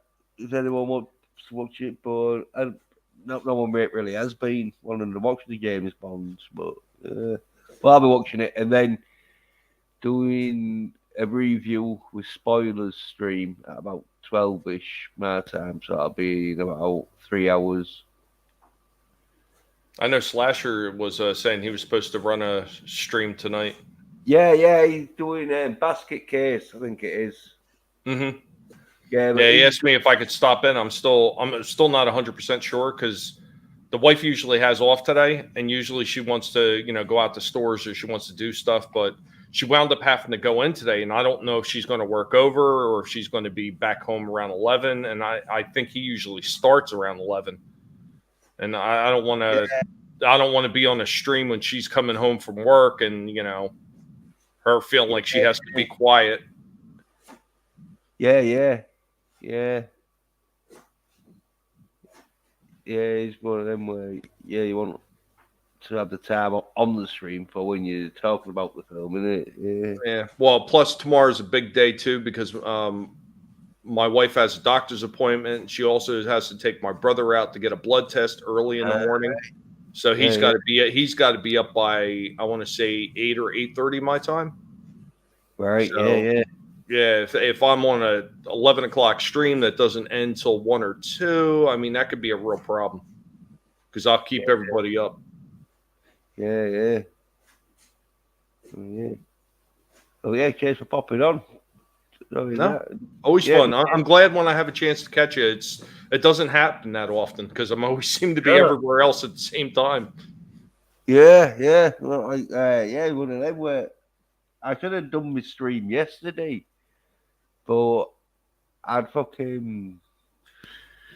haven't been feeling too good, and then I put it off and that, and then so I was like, oh yeah, I'll do my stream today before I do the Bond stream because I've been trying to do a video and then like normal pop culture stream on the Tuesday and a film sort of stream of Bond being and that on the Wednesday. But yeah, I had to do the culture stream and the Bond stream on the Wednesday.